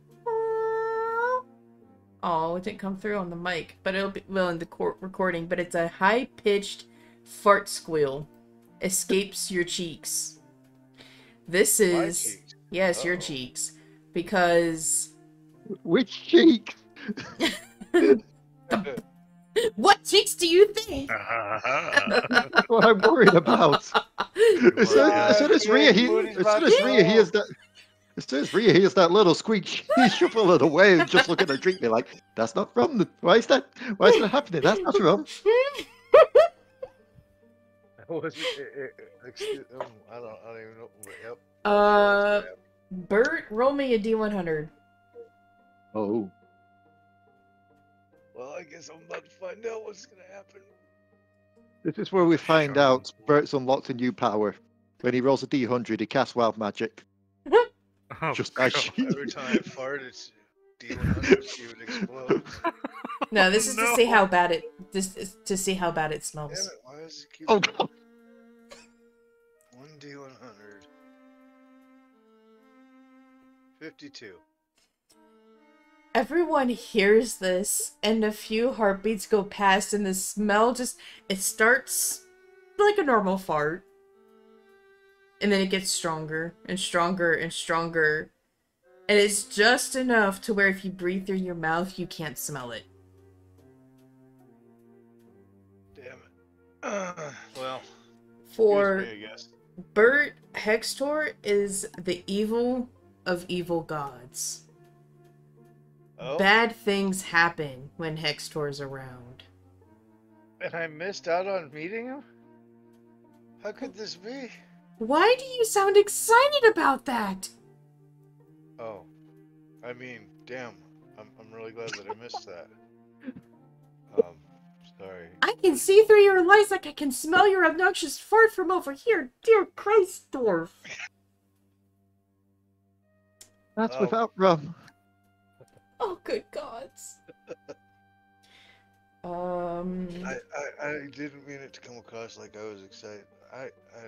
Never mind. It's not, everything's not always what it seems. I mean, they managed to put me back together.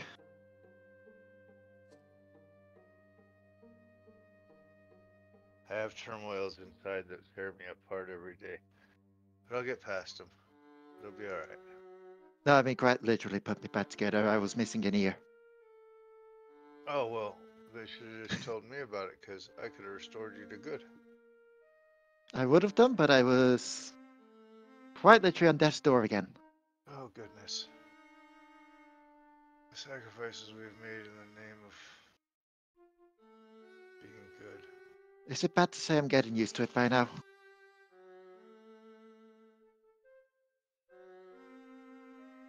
Yes, probably. Yeah, somewhere in there, kinda. So here's my plan. I've got a plan. You guys probably aren't gonna like it at all. I'm gonna go in and fight that dragon by itself in the sewers by collapsing the sewers around it with bum rum and explosions.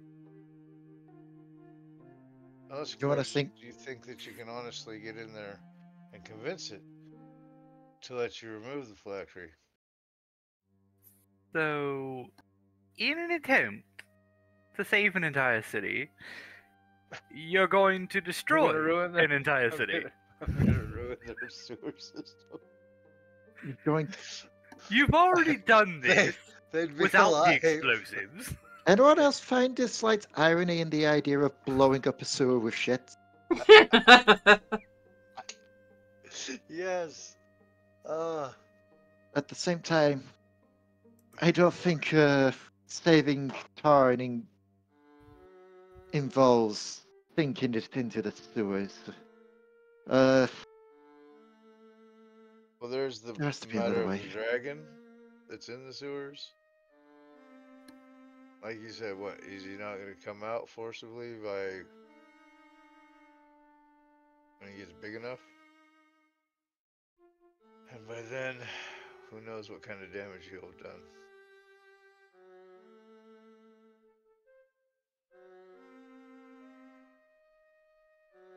You're right, it has to be another way. Well, we could cover it with grease and push it out the hole.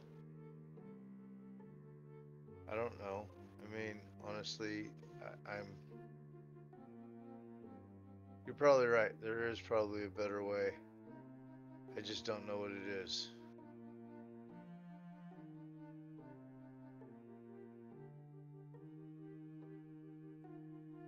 That's why we use what time we have to come up with a plan of action. Try and get a game plan going this time. After all, they Yeah. can't trick us with the same trick twice, can they? Or can they? I know I'm not the smartest, but I like to think I'm smarter than that.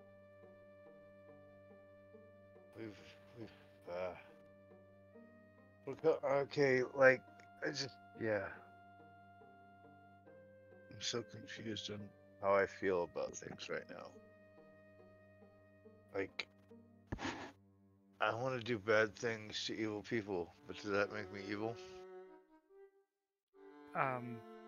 Borderline. Yeah. Probably. But I'll be right there alongside you.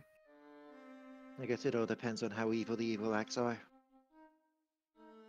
Well, I know there's a saying, an eye for an eye makes the whole world blind, but there's also a saying, fight fire with fire. If you can't beat them, join them. That one I'd rather not do. That implies that we're joining his side. No, it just implies that blood magic and necromancy could be used against him.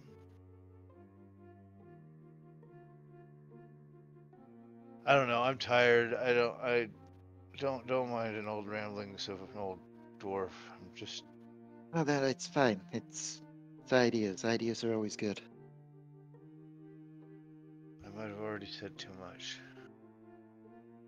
She'll glance around the room to see if anyone else heard the talk of using necromancy or blood magic.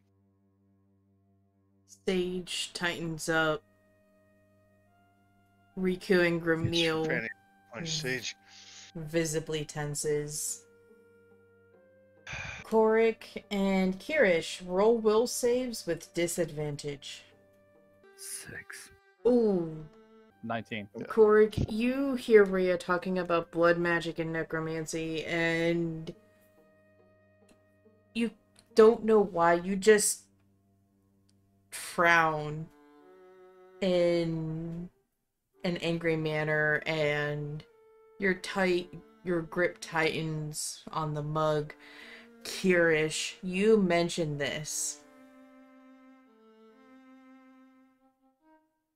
That darkness comes up like a dormant volcano. Hearing this, now just getting your memories back, fuels that darkness. And that darkness turns to fury. And all of those emotions that you felt in a span of a minute come crashing back.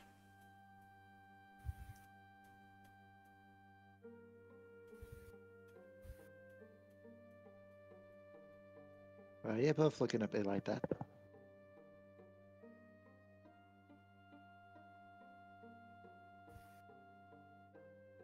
You're I won't funny be one looking. that's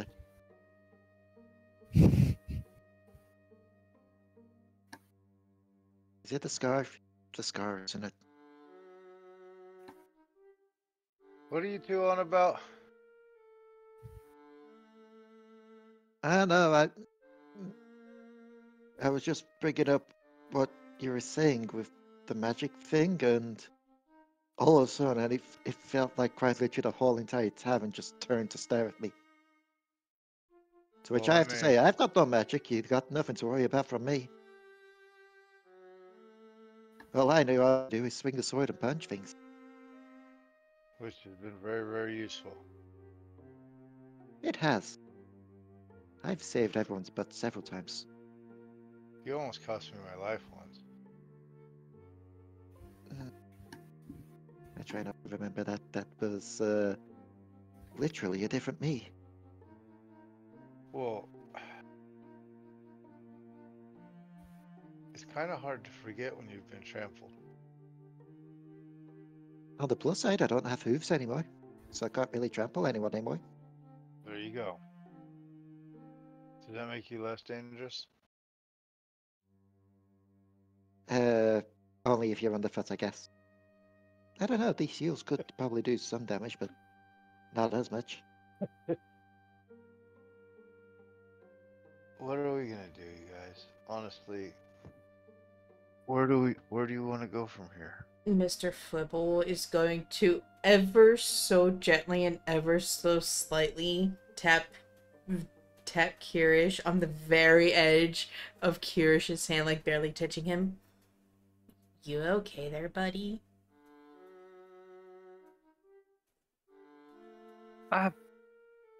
Yes, yes, I'm fine. Curious that you care about any of us? I thought you just wanted death and destruction. I mean, I do, but mostly from Rhea. But you're kind of one of the people that scares me, because I was kind of there when, like, I saw you interrogate that guy. That was heartless. Interrogate? Remember, Rhea, I'm basically a physical incarnation of your rage and your bloodthirstiness. Yes, but even I'm trying to remember that.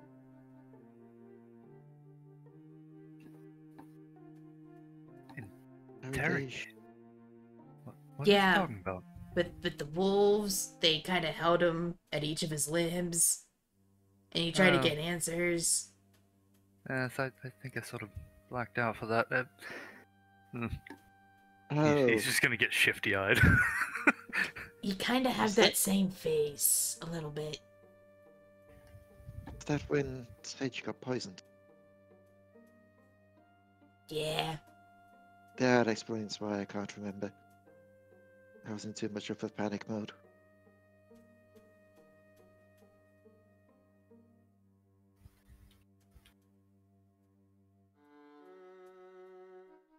How did you solve that, by the way?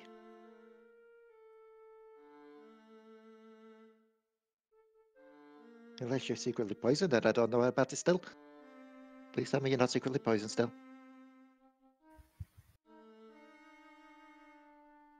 Oh, no. Korric had a spell that takes rid of poison, and then about 3 seconds later, Kyrish came up with an antidote made, so we have a backup, at least. Yeah. I'm gonna slowly blink, just turn to the others. So all that arguing, and the solution was right there all the time. We're a mess, aren't we? What gave you the first impression? Lex is going to nod her head. Someone agrees with me at least.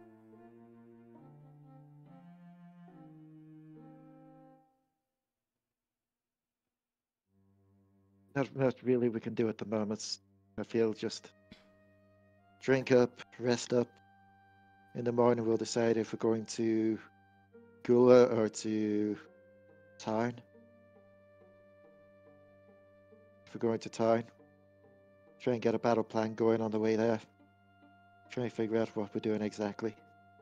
Well, Gula is on the way to Tarn.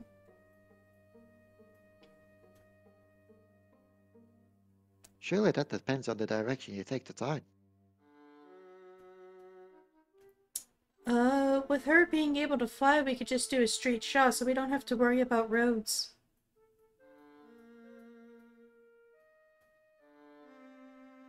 We're here. Sage, do you mind if I quickly borrow that for a sec?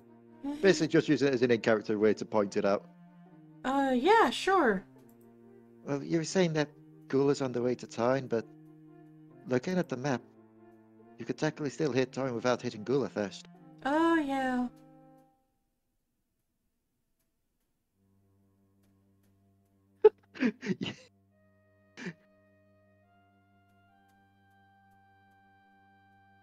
I have no idea how I remembered that. Damn, good on you.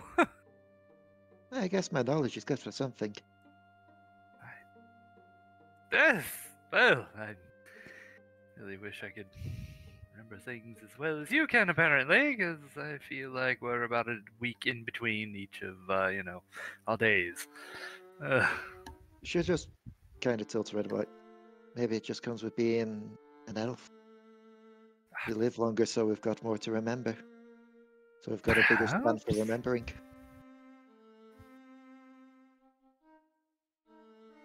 I don't know, just wish my memory was that good. I mean, you got the memories back now, maybe. Glad to fill the time with that. It's really just a big jumble there right now. Trust me, that doesn't get any easier. Oh, Mine's still a jumble. lovely. You'll probably also start to have that thing that... I know I had it, I think you said you had it as well, Bert. Where even though you know it's your memories, it doesn't feel like it's you. Yeah, it's a weird feeling. Like it past you, past life. almost as if I'd evolved from there. I don't know. It's weird. I mean, some people would probably see it as benefits, a fresh start kind of thing, but I don't know. I see two paths ahead of me. One embraces the past, the other embraces this new chance. Both end in So, heartbreak. I was gonna say, are you kind of talking to, a metaphor for Annie and Sage there? Because, that's gonna be some Yeah. explaining to do. Hence why I don't want to go back home yet. I believe I'm still waiting on something first.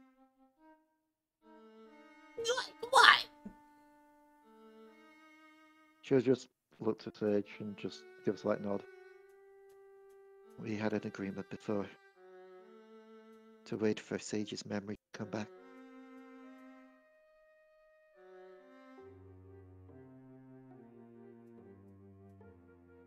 I am not getting involved with this love square. It's weird.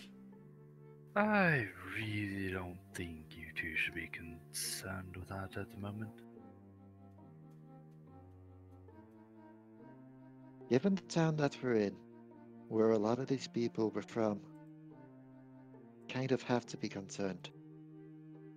All it takes is one person here to see what isn't there. See what is there, I guess. Word will get back home. I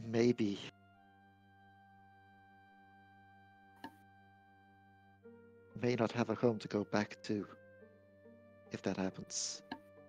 Well, at least you wouldn't be the only one. We could be homeless buddies. Oh, God. I mean, oh my god. as you're discussing about your love troubles, Possibly. I'm assuming that's gonna be wolves, right? You never know. Korric, you know that this clawing is way too big for wolves.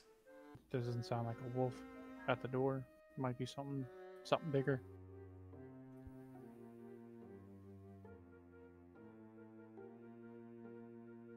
Something bigger than a wolf. A bear? Wait, why am I even guessing? We got window seats. She's got to peek through the window to see if she could see the front door, like see what's glowing at it. Through the frosted glass, you can see Isolde's claw kind of poking at the door. Oh, it's fine. It's just a dragon. What? Bert just spits his fucking beer all over himself. A what? Isolde, was it? The one we've just out. Oh. Can you be a little more specific next time about what kind? Yeah. I didn't really get a chance to Why learn he her trying name. that? Why is I it- didn't really get a chance to learn her name too much. I was too busy in a bubble being torn left, right, and center. Oh, I don't remember a thing from my own consciousness, so I understand the feeling. Enough, you two. Just someone did. Answer the door? Yeah, sure. I'll go get the Uh, door. Okay. I'll waddle my ass over the fucking door. As you get up, Rhea, do you look where Bert was sitting? Oh no. I've shat myself. You never got cleaned up from the time you shat yourself. Oh, From that's right. before That's what I was. Oh god, this poor dragon. Let's see if I can make an intelligence check to see if I know that's. I rolled extremely poorly on that and do not know that it's a bad idea to look down there, so. Were these seats always brown? Oh God, no one cleaned up Bert. And if Yeah, the fart yes, they were wasn't always bad, apparently. if the fart smell wasn't bad enough, there was the poo smell that comes after it. How does he not God. just stick to seats at this point? What? Like his ass is like a suction cup? No, more a case of what did he call it? Wet adhesion. I don't even want to think about. Stop it! Does someone want to trade seats? I want to trade partners here.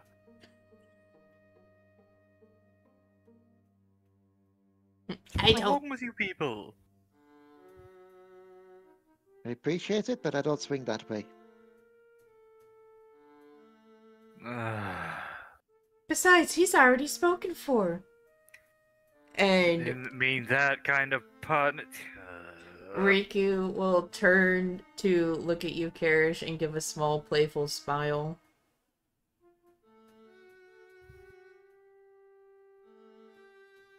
I hate all of you. I truly do. No, you don't. All of you. Nope. Everyone. No. Why? Why did I have to meet any of you? Fate, destiny. So what's a really bad joke? Fate and Destiny can kiss my ass. Lux, being Lux and being much like her best friend, very practical and logical and sometimes literal, she will look at you and hiss, well, obviously, the letter that I gave you that said that basically that the king was hosting a quest. That's why you met all these people. Thank you, Lux. Thank you. That's very helpful. You're welcome. And she's going to give you a slight little tail tap on your temple. Like a little pat. I am still never going to be able to get used to that. Huh? What? He's just looking down at Lux and just having a conversation that it's just entirely of. But then she's just going to open her eyes wide and just sort of like, I am so sorry if I said anything offensive with that. Lux hisses. Was she trying to intimidate a snake? I don't think so. No. No, she was just mocking the language, that's all. Lux is going to start shaking and she's going to roll on her back. And it's going to sound like... Muttley. So she is practically laughing at Rhea's poor imitation of a snake. I think Lux is suffering from something there. She okay? Oh, yeah, no, she's fine. Are you? You fine? We're all fine.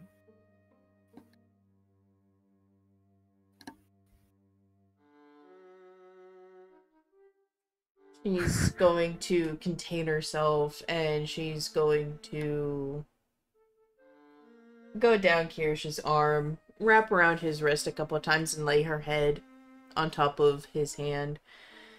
Bert, as you open the door, there is a very large silver dragon's head in front of the doorway. My sister and I went to my den to prepare for the travel, and we found some things you might like. What would that be? She's going to pull out her claw from behind her. And there's some deer. And these deer are very... They don't look like... The insides look stuffed with odd items as they are not normal deer shaped, but they seem to be like poking at odd angles. And when she brings the couple deer forward, you notice one is filled with gold. The other has 10 dragon scales, silver dragon scales that are about the size of Korric's head. Another deer has oddly shaped armor. Kinda looks like it fits a dog. And you see a dagger that looks identical to what Sage has.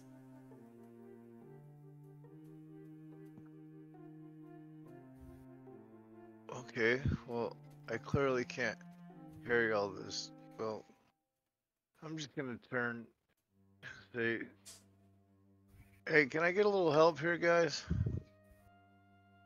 Yeah, what's up? Got some stuff to carry and figure out. Alright, give me a second. Need to shuffle around that.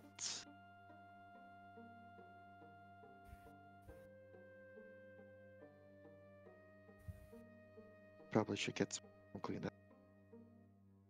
And I pity the person that asked. I mean, at least it's not the people, you know, fighting for seats at the torture hut. I think we're gonna need the cook to come in here after we're done with emptying out these deer. We're gonna have a feast, looks like. There is no meat on these deer. They are completely... They're just the skins? Yeah, And it's just the they're skins. used as sacks? Okay. Yes. Look, the dragon Nice. doesn't have pockets. I know, I get it. I mean, you gotta do what you gotta do, and most pouches are made out of leather anyway, so yeah, no, it makes sense.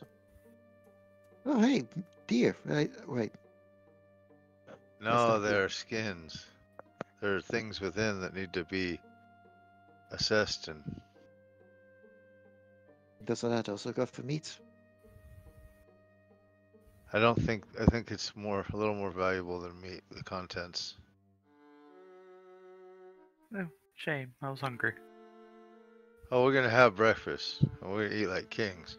From I the mean, we're looks in of a things. tavern, we could just order food. Well, you know, semantics, alright? Just... Those things venison!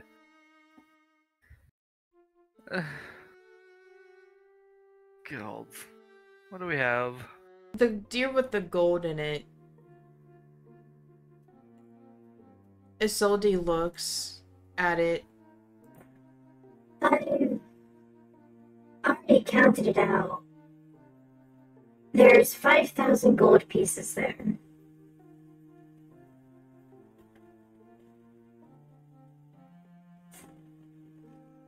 And, well, 5,000 gold pieces? Oh. Damn. Okay. I like that. She looks a little guilty as she kind of pushes the deer closer to you and away from her. Kyrish, roll me a spot check. 1,000. Wait a minute. Is she being honest with me?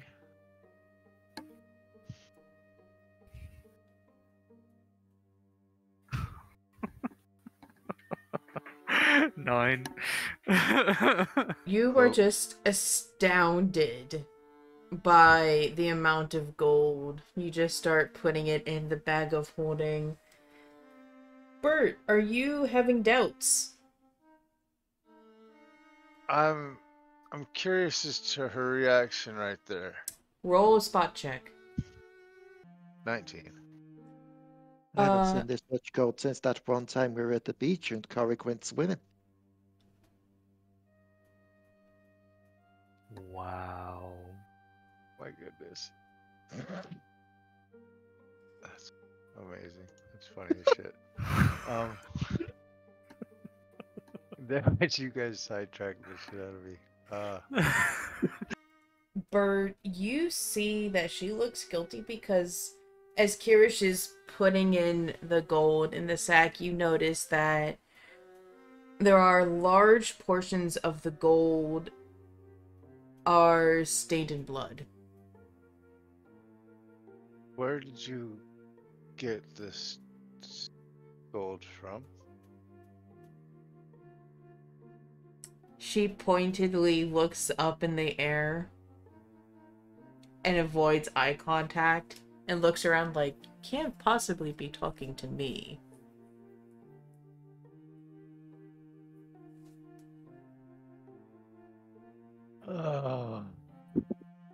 Honestly,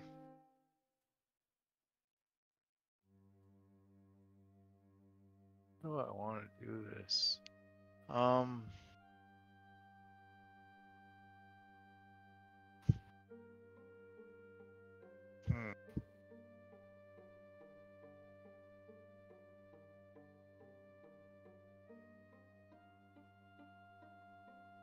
I'll call her by her name, so she knows that I'm talking to her. Say, I'll ask you again. Where did all this gold come from? And trust that I'm not judging, or I'm curious. Look, I wasn't the best of dragons. So, So is this the stuff that was stolen while under your control? Or while you were under control? yeah. And I know we have a stereotype of being hoarders, but honestly, I don't have a use for it. I'm a dragon. I can pretty much get anything I want.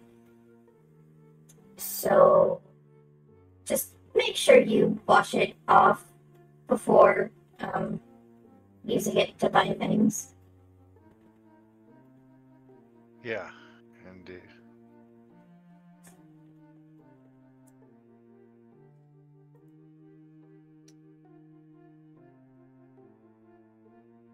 Kyrish, oh, Um, sorry. After hearing that, Kyrish just kind of looks down at the gold. He's like, oh. Well, it's not like we're... gold is gold and the dude can't use it, yeah? Yeah. Yeah. Thank you, Isolde. You I don't know where that finish... came from. You finish emptying out the gold deer. And the next deer is laden down with her scales. There's 10 of them, and they are about the size of Korric's skull. The next deer that is pushed towards your direction, you see a cleaner, sharper version of Sparkblade. Kyrish and Bert, Rhea, you remember this was Sage's weapon from when you all visited Broke. Next to the dagger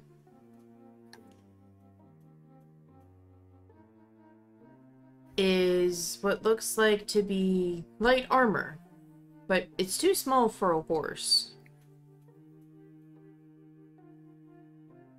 But it seems to fit a dog. It's like it's Korric. No, Solus's.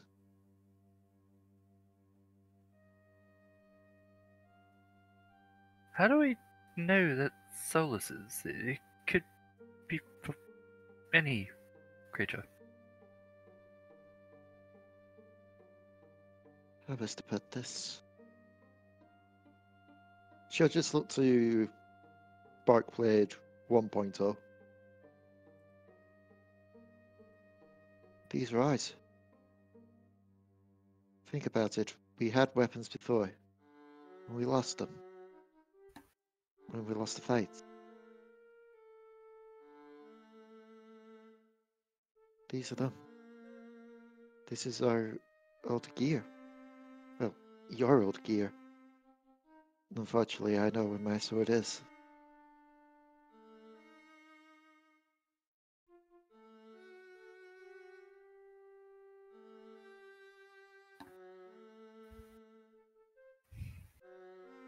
Quite possibly. How did it get spread out so far, though?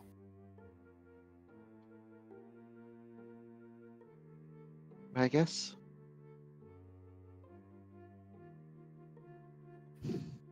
Remember when we were placed here?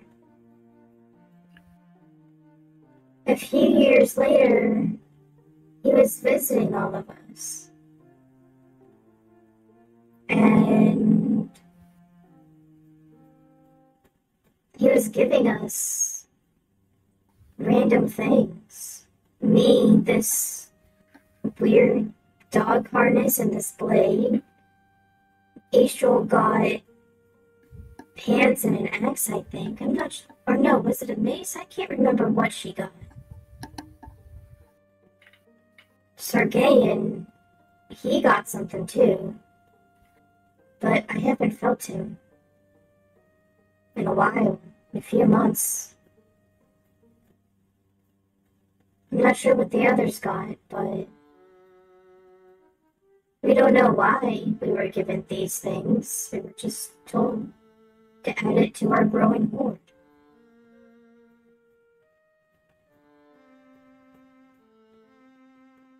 Keep them away from us, I guess.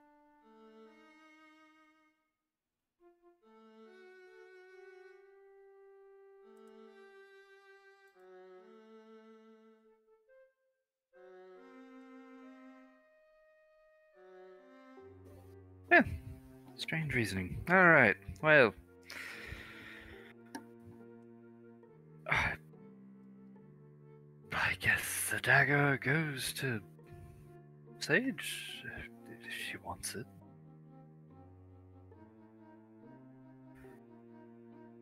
Yeah, it's kind of mine. Well, you also have another one. Yeah, but this one's apparently a lot better. It looks more sparkly. Time to learn how to dual wield. And you can actually see that the blade that was just given to Sage seems shinier, sharper, and the electric pattern is a lot more intricate than the one that she had previously.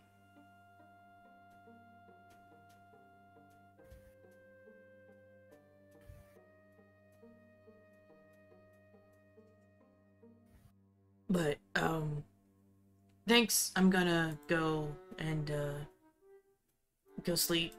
You know, low on spells and everything. And I hurt in a lot of places. So... That's fair. Gonna go sleep, so... Bye! And she's going to awkwardly walk off into the door where your rooms are being held. Hey.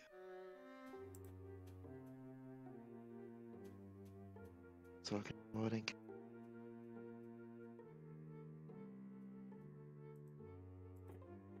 Astral and I will be ready to leave as soon as you guys are. We just need to know where we're going first. Kyrish is gonna look to Rhea. Dawn, then? Let's continue taking the fights by rescuing the rest. You hear in the background, "You are going to Gula. The rest. That's final." Okay, Mom. But I want to fight too! I don't care, you just been beating the hell back. Isolde is going to frown and mumble under her breath. Right, well I guess you guys are going to Tarn and I will be going to Gula, apparently. So who's taking us to town then? That would be Eastron.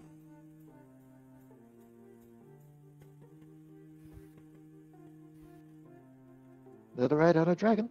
I'm not exactly going to say no to that. Well, it will be a lot faster. Absolutely. We are 100% going to have to sneak up on Sage and put the freeze spell on her.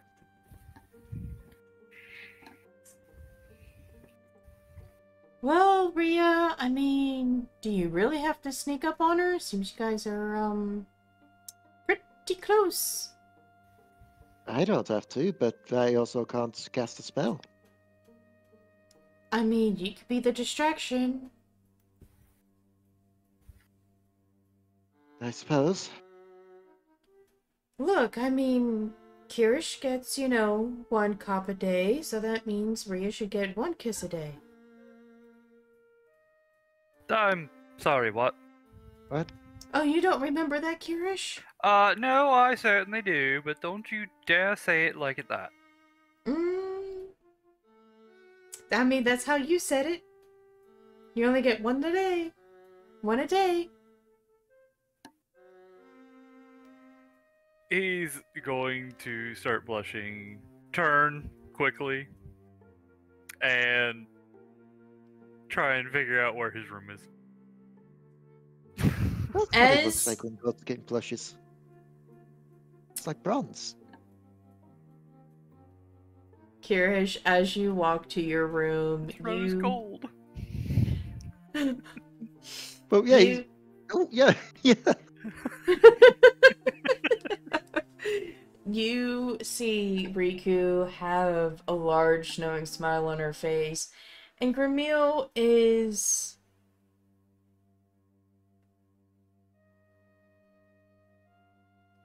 He stands up. And... he doesn't fully block the door, but enough to where you can't open it, but he says in a very soft, low voice, if you want, some of us can go to Gula to check on Amora for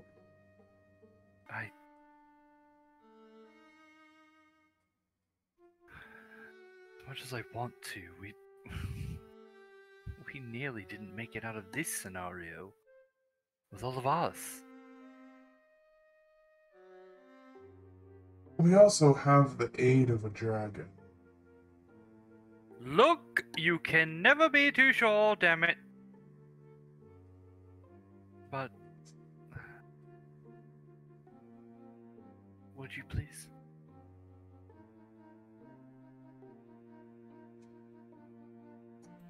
He will put a hand upon your shoulder, and he will deeply nod. And he will go back to being bodyguard at the table. And everybody... Before he goes... Oh, okay. Before he goes... because I'm assuming he's probably going to end up leaving before we ever actually see him. Kyrish is going to dig into his bag and hand him Amora's armor and bag. He's going to take it gently in his arms.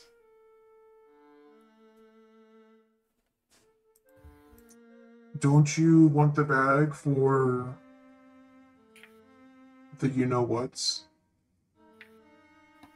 And he's going to pull out one of the crystal stones and slightly shake it. They don't need to be in her bag. Besides, these are her things. I've kept them safe up until now.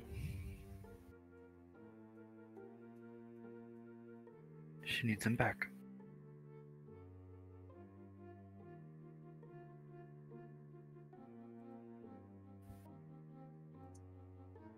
well, alright. And if you need us, you know how to get us. Well, we can get a hold of you. Not tomorrow. We don't have a stone. Well, we can just make another one.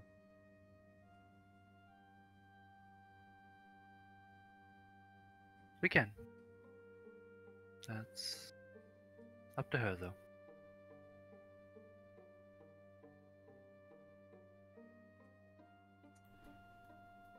He will give a small smile. And we'll make sure she actually stays in bed this time. Hopefully. Yes, well, something tells me that that's not going to be happening.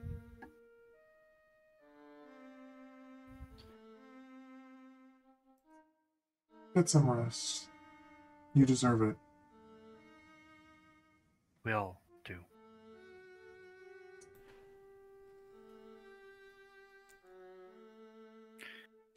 You as well. Good night.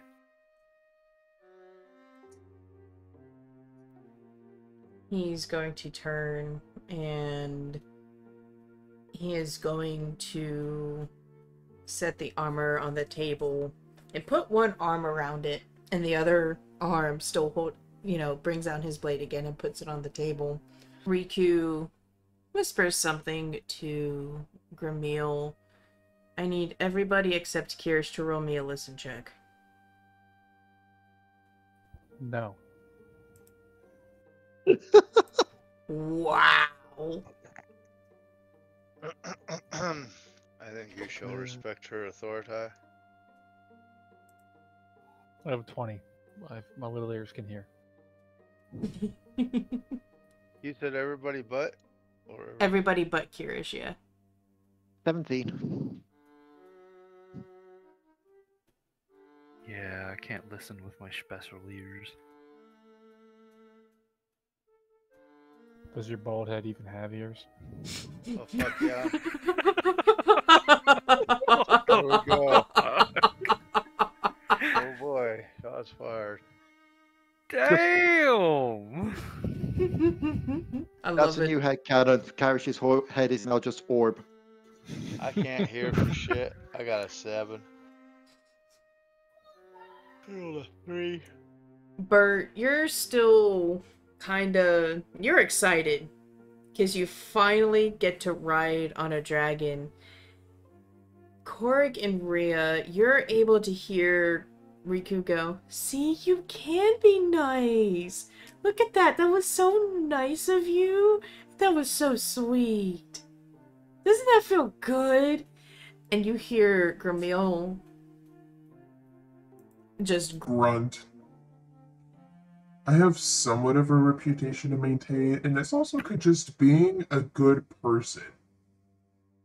Like, you're way too fucking cheerful for this shit. Like, the poor man is obviously having a hard time. Like, I get you're trying to be, like, the therapy mom and positive outlook, but sometimes you have to acknowledge that bad shit just went down, and this poor man is being torn in 2 different directions, alright? I'm just trying to be a good friend here, not some happy-go-lucky therapist. You got me? Ooh, somebody pissed in your Wheaties this morning. Yeah, they did, by punching me in the face and knocking my ass out and dragging me to that torture hut. Quickly remind me again, Korric, is it Sylvan or Elven that you understand? I don't know. Sylvan. Rhea's just gonna like speak in Sylvan. You're just like, if she's the therapy mom, what does that make Bert to us? So I'd rather not he be the dad. The drunk uncle. That I can actually see. Confirmed. Bert is a drunkle. Drunkle Bert.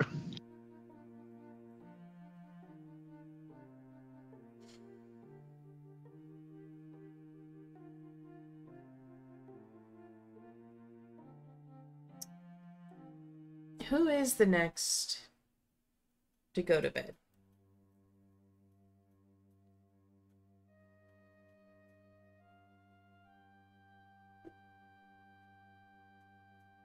Yes, I will. Soulless kind of sniffs at the gear, picks it up in his mouth, and starts walking over to the door. And gives a happy bark. And your room, he doesn't go to where Kyrish entered. He goes into the red room, where Cricky is already lying in an oversized dog bed, and he drops the little piece of armor in front of the chest of drawers, and he stops standing right beside the bed so you can easily roll off. And he is going to go lay down by Cricky. And they make a cute little semi-donut as they cuddle. And a few minutes later, in comes two. She shuts the door, turns off the light, and Korric, the next thing you're able to sense is the sound of a whip. Not a full snap, but like kind of like when you have like a belt and you hold it in half and it like you push it together to make that little like loop. Oh, And then you like like a pull little it snap. taut. Yeah, like Yeah. a little snap. Yeah, that kind of little snap. And that scene fades very quickly to keep it at least PG-13 on this channel. Who's next to go to bed? We keep things PG-30. You know this channel? Bert's gonna spend some time in his room getting cleaned up and getting new clothes, cause you know he needs them. Rhea, as you go to follow everyone else, the troll stands up and makes his way towards you. And as he does, both Riku and Gramil stand up as well.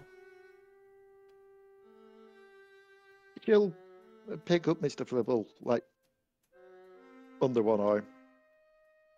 He is muttering angrily under his breath and wildly and angrily flapping his little flippers and feet.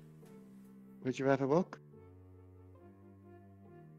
That guy's gonna give you problems! He's gonna give you problems. I know it. I know it. He's gonna start talking. He's gonna give me problems, but the problems are gonna have to face sooner or later anyway.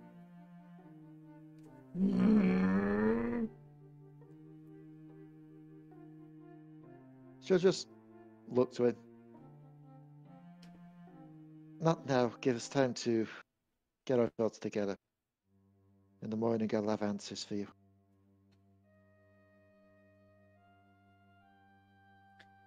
He has a very stoic look on his face as he slowly sits back down. Gramil and Riku wait for you to go into the door to your room. And as you shut the door behind you, you can actually hear the sound of a table and chairs moving. And they're getting closer to the door.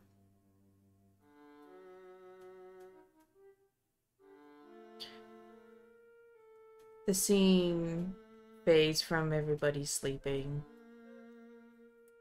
And we go to the destroyed forest of Ilia.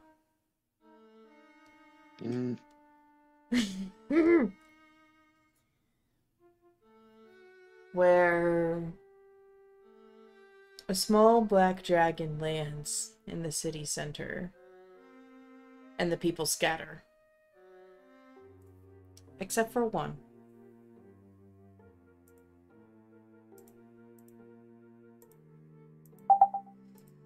She stands with her arms crossed, her legs shoulder width apart, looks challengingly. the hell you doing here? You ain't got nothing left.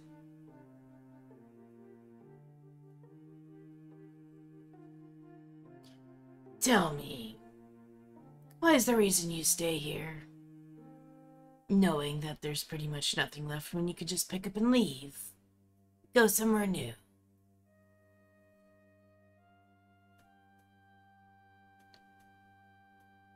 You know that exact reason why. You think I'm that stupid? Hell nah. Ain't nothing getting me out of the Ilia. You know this. Now make like the tree's here and die.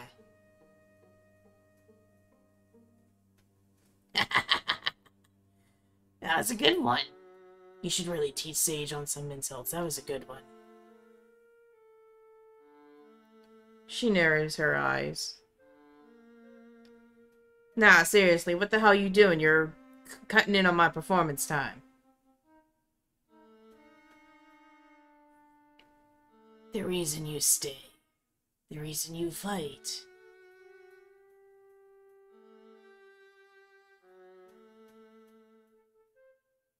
It's for those you've lost, right? Yeah, and for the ones that live, too.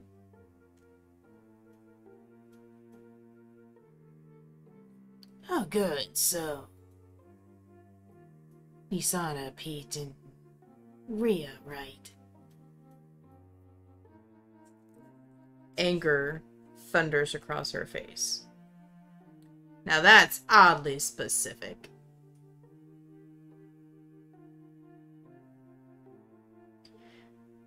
And the Dark Lord is going to dismount, and as he does, he shows Pete.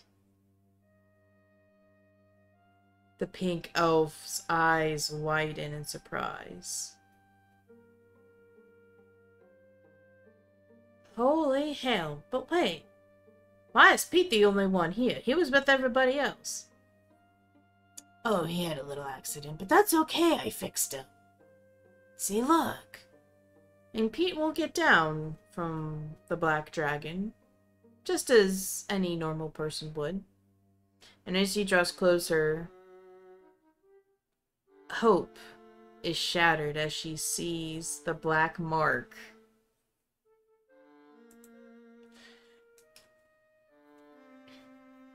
What the hell did you do to him?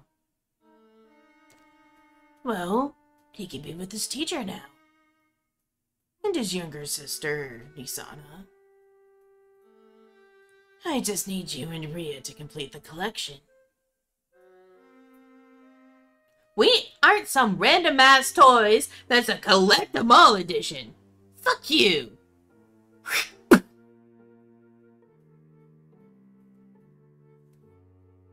Oh, you just missed. Oh well. But judging since this, I think you might be your own little special collection. The hell you talking about? See, you're very compliant. And you work with me quite well. So, you know how you've been wishing that you could get your memories and be able to remember better? Well, I figured out some magic to actually do that. And it's not by what you think or by whatever those fuckwits are doing.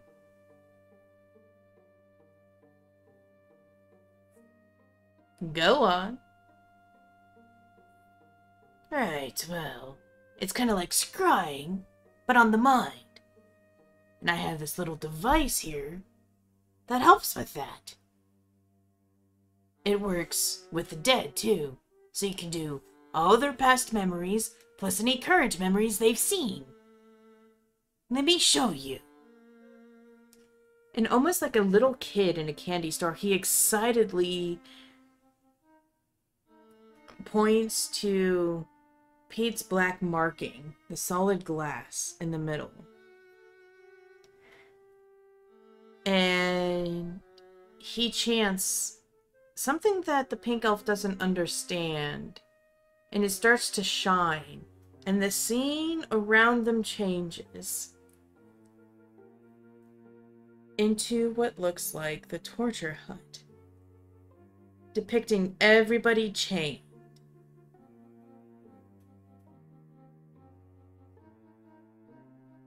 Oh my gosh. So she is alive. All of Ganja's alive. Well, apparently except for Pete. And her excitedness dies.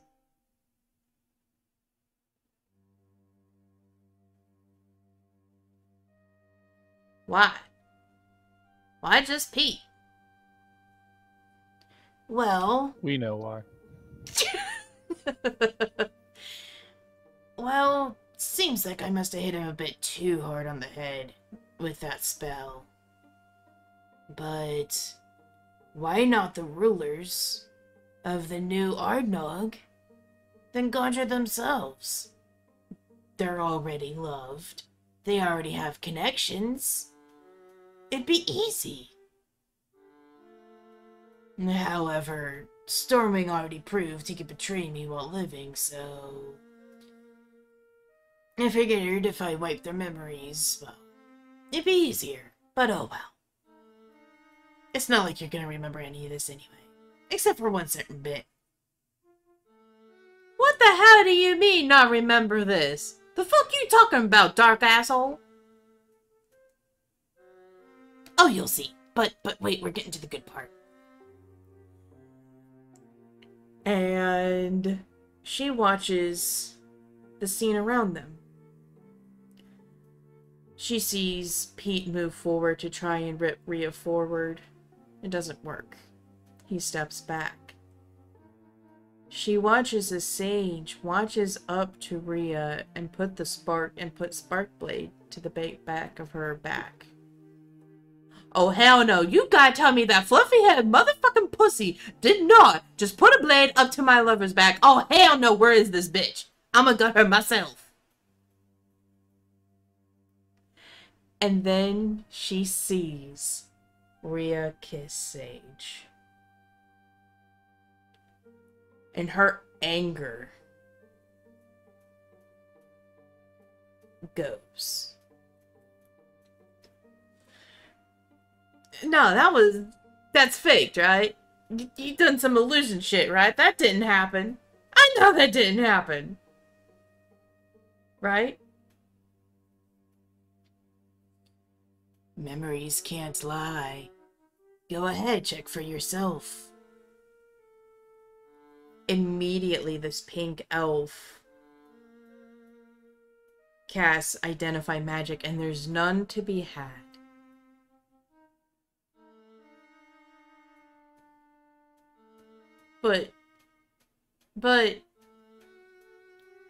And as the memory fades, the pink elf sinks to her knees. And she trembles. Oh, little Annie. I figured you better know now rather than later. Who knows when they'll make their way up here, because let's be honest, they will. And he extends a hand.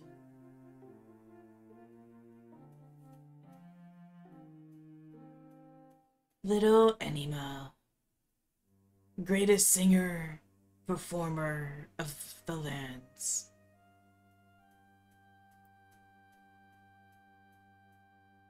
You could liven up the castle so much. The people will enjoy your songs and dances. Come with me, and you'll never know heartbreak or betrayal again.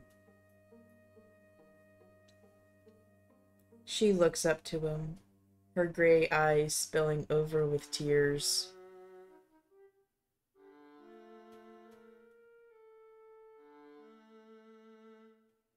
She looks up to him. I got nothing else to hold me here. as she takes his hand. And a large portal opens up beneath them. And Pete, the Dark Lord, Hadwin, and the Pink Elf sink into the dark abyss. What was everybody's favorite part of the episode? You having identity crises and fighting with yourself. Yeah. Probably everybody's reaction to me talking about practicing necromancy and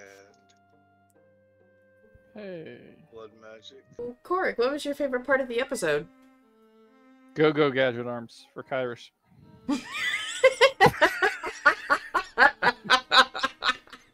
Fucking monkey arms apparently now. Alright. DK old mode phone. activated. Hey, yo, I thought Grayson. that was pretty fun. The fuck? My favourite part was a part I've not heard yet because it's going to be the part that we were silent for an hour. Yeah. I can tell you what my favourite part wasn't, and it was that.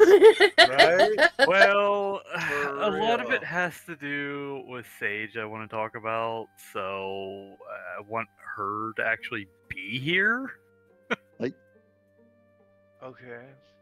That just happened. I'm in physical pain. From the cliffhanger. I did not enjoy that. I know, right? I tried so hard to keep it Come back character. here, you're not When gonna I talk s- about it. When I saw the oh no from Critical Role, I was like, oh, okay. And then I saw the Mr. Krabs, and I was like, don't laugh, don't laugh, don't laugh, don't laugh. Like at a lot of the stuff, yeah, it's painful, but it's an in-character painful like over. That was like, oh no, consequences, consequences. Oh, evil, evil, evil. But it's going to be interesting down the line. Oh, I know, I can't wait. Oh, I can't wait. My favorite part was the emotion that, like, well, not even the emotion, the performance TDAB gave, really playing into his character getting his memories back of basically, oh, you've given me your backstory, and basically going through all that trauma, life's worth of trauma. So like 23 years of trauma in a single minute. And it actually made me feel a little bit bad, and I'm like, oh god, did I go too far? Like, it made me feel bad because it was that his performance was that good.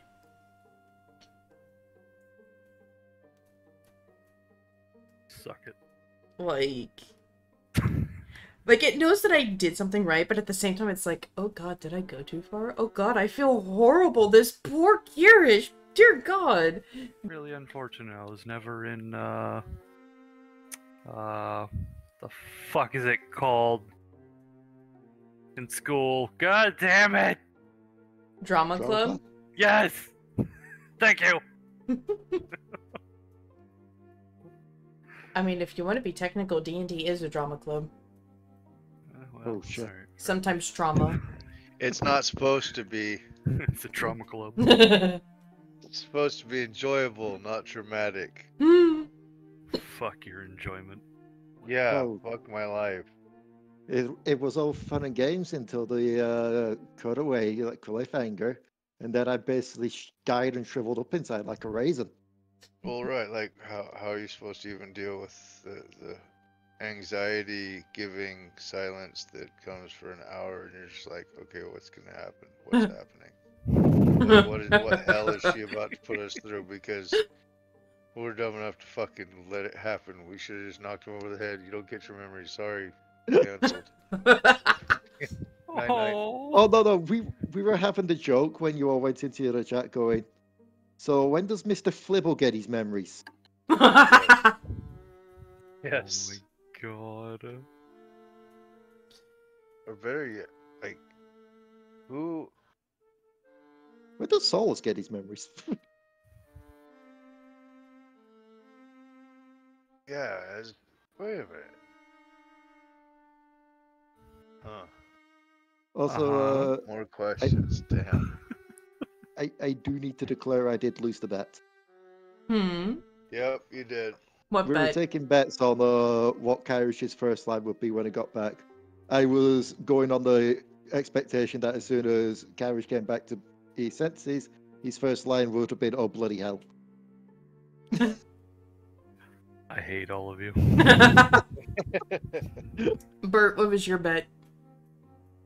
I didn't because I didn't have a clue what he was gonna say. I mean, I think it was bad enough that it was gone. He was gone for so long, but then it was just like all the things that could play out in your head. Like, what either if, you or Glen did say that he'd probably come back crying, so one of you wouldn't. what if, like, Glen was right then. Glen won. Because he Yeah. started crying first. yep. But that's the thing. Like, how Sick traumatic bastards. was it gonna be for him? Was it gonna be, "I'm your father"? Type traumatic? Was it gonna be, "I'm a really evil person and none of you guys know it"? Traumatic? Like, is he? You will have to listen and find out. Yeah. In the next episode of Dragon Ball Z! Oh, that's the thing, is case. I can't wait till next session. Like, yes, we're not going to Alien next session, so I can't wait until next session. So when we're going to there, I'm like, well, I've not got the Saturday off that one. I'm not here. Bye. Oh, this is gonna get super interesting. I can't wait for so much. Like, now it's a race between Korric and Sage to get their memories back. I can't wait for the talk between Sage and Rhea to happen. I can't wait for the talk between Kyrish and Sage to happen and Kyrish and Korric to happen. Because the two of you because you two have met before all this shit, as Kyrish now remembers. And I am excited as fuck for when they can, like, sit down and talk about that. Like, I'm excited for everything. I can't wait.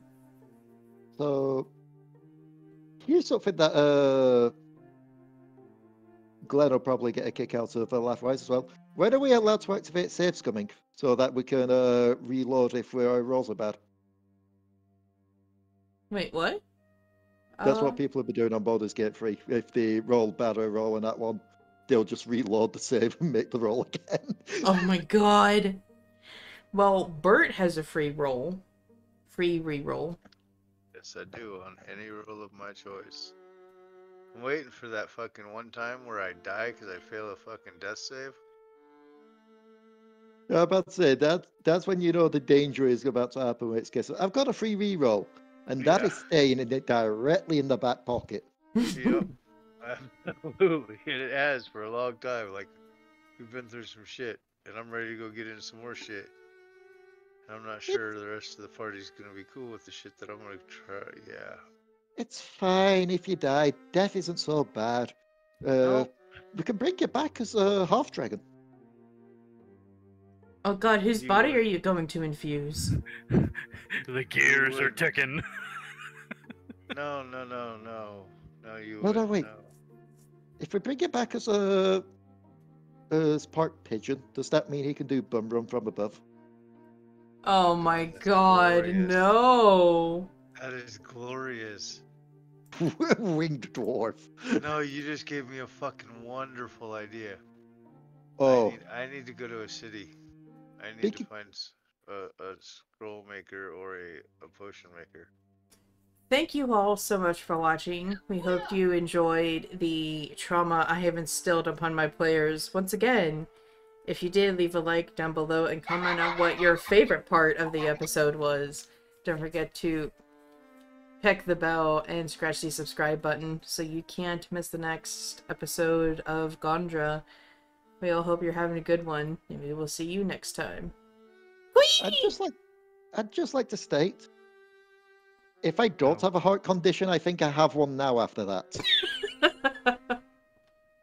My chest hurts. Oh god! That's anxiety. I think it isn't like partly anxiety, but I think it is just a thing you've been like, I got two in character, they're going, heartbreak, heartbreak, heartbreak. Oh god, I'm so sorry. It's fine. Bye. Later. What? Confusion! Say bye! Never.